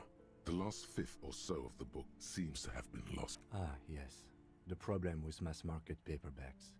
They are not. Perhaps this is a sign that you should get back to solving your own murder, huh? In your hand, you hold four. The cover features a pastiche of different scenes. In the foreground, the tagline. Are you really reading that, detective? Good luck finding. The point is for the reader to feel like they're solving the crime, along with Dick Mullen.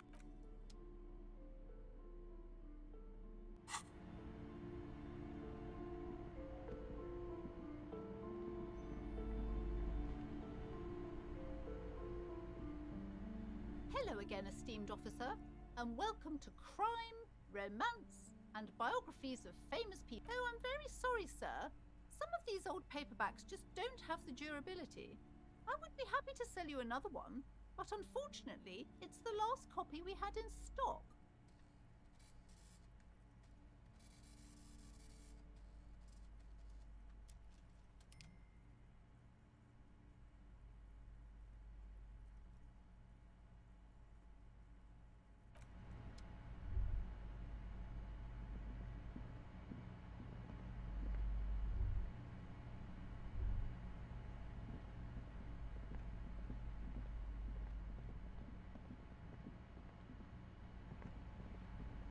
Shelves full of biographies of famous people, whoever they are. Several maps have been. The maps look old and faded. Your eye can. This large map, Ozon, disintegrating. In the northeast, a dust mite stands on the north coast of Caillou. You can. 800 of the ocean breaks connections. You have little. Perhaps they are gods. Gods. I'm sorry, officer. The map of Martinez, they're quite valuable, though they might not look it. The map of Martinez is 90 cents, though. That old thing, it's an out-of-date map of a tourist from when some designs... The place does not look like a... They didn't get that far, for some reason. A shame the project never got going. Would be nice if someone fixed Martinez up. All these ruins are bad for business.